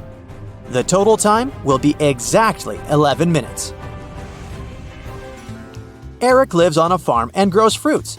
He's very angry because someone stole the largest watermelon from his garden the other night. Eric suspects one of his neighbors. So he decides to question them. Peter says, "Come on, Eric. Everybody knows that my fruits are way better than yours." Maya says, "I live alone and I'm allergic to fruits, so why would I steal your watermelons?" And Mike says, "I couldn't steal it even if I wanted to. I broke my right arm last week." Who's lying?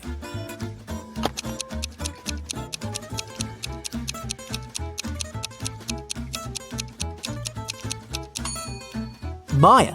Take a look at her blender. She's making a smoothie with banana and kiwi. Therefore, she lied about her allergy. Eric goes to his favorite restaurant and spots one odd detail right away. Can you see it too?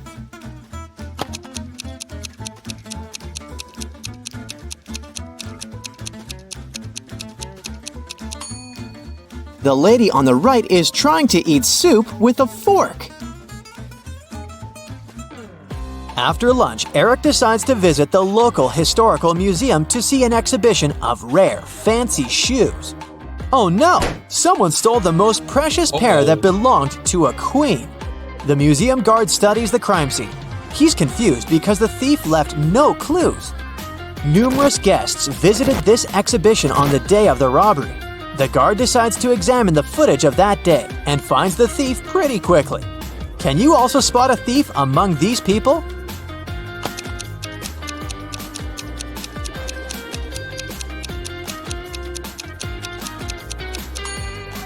Something about this lady is very suspicious. She became taller in the second image. That's because she's wearing the stolen shoes. Eric leaves the museum and finds out that someone has stolen his car and crashed into a tree. He questions 3 suspects. Bella says, "I've just arrived at a business meeting, but I noticed your broken car and came closer to offer help." Lily says, "It wasn't me, but I think I saw someone running out of your car. He was wearing a hoodie."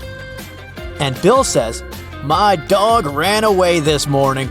I was just wandering around the block trying to find him." Who stole the car?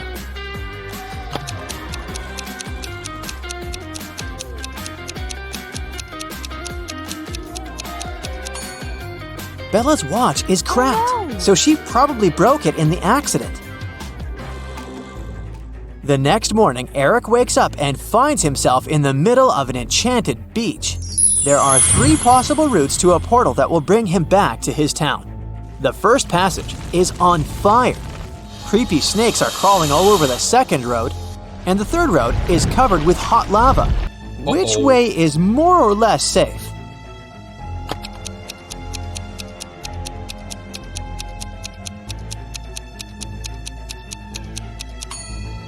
Both fire and lava can burn him badly, but the snakes won't attack unless he provokes them.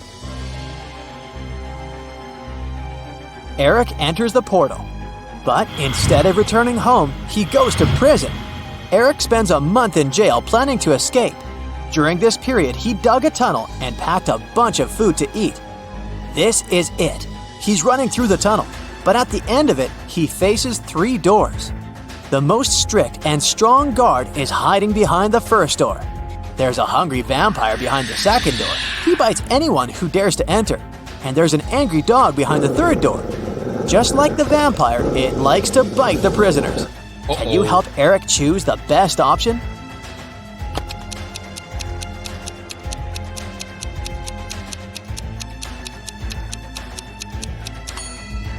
The third door. Eric has a lot of food. He can use it to distract the dog and escape. Finally, Eric is home and he can change. Eric has 53 socks in his drawer, 21 blue, 15 black, and 17 red.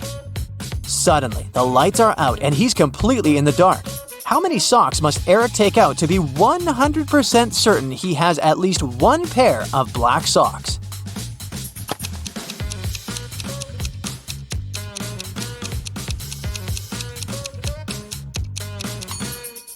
Let's consider a pessimistic scenario in which Eric pulls out only red and blue socks until they run out completely.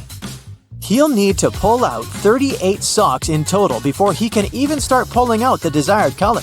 Therefore, we should add 2 more socks to the 38 figure to make sure Eric has at least 1 black pair. So the answer is 40 socks. The next morning, Eric goes for a walk in the park. Suddenly, a stranger grabs his phone and hurries away. Eric finds a police officer and describes the robber. He was wearing a coat, a hat, and a pair of glasses.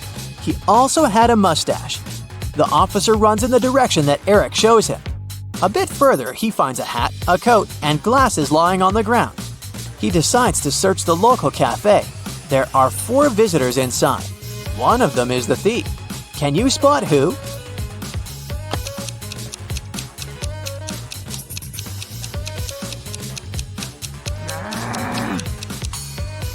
It's the guy on the right. He has a small wound on his upper lip. He must have gotten rid of his fake mustache in a hurry. Eric enters a coffee shop and buys a double cappuccino. He puts his cup on a table and leaves for a moment to wash his hands. Then Eric comes back and finds out that his coffee is missing. He decides to question 3 people nearby. Oliver says, "I was scrolling my feed, so I didn't look around.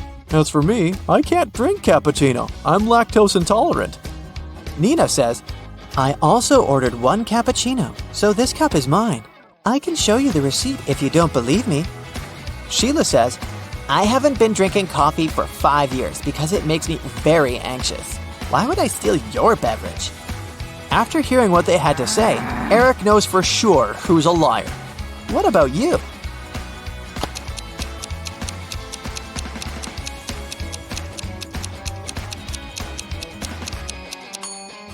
There's a slice of cheese in Oliver's sandwich, but it can be vegan. Nina took a smaller cappuccino, so this cup can't belong to Eric. Meanwhile, Sheila is holding a can of cold coffee beverage. Therefore, her story is fake. Eric and his friend Shelley are meeting for coffee. She's very excited because she has a secret crush. Eric begs for his name, but Shelley is too shy, so she just writes the following code on a piece of paper. Can you figure out the name of her crush?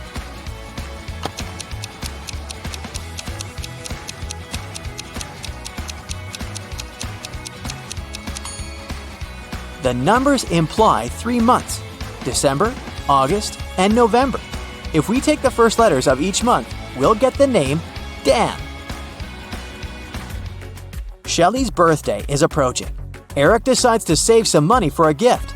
On the first day of the month, he puts $1 in his piggy bank. On the second, he puts in $2. On the third day, $3, and so on. Yay! Shelly's birthday has finally arrived. And Eric has saved a total of $276 in his piggy bank. Can you guess the exact day of the month when Shelly was born?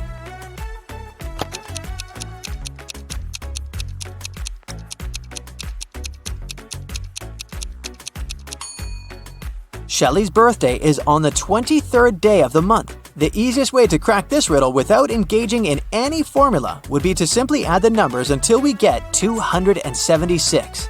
It will happen on the 23rd day.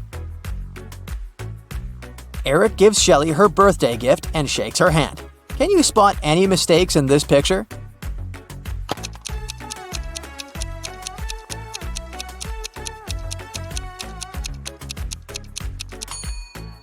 People tend to spot a wedding ring on the wrong finger, but it can be just a casual ring. But take a closer look at her watch. The majority of wristwatches have a crown on the right side, so here's the mistake.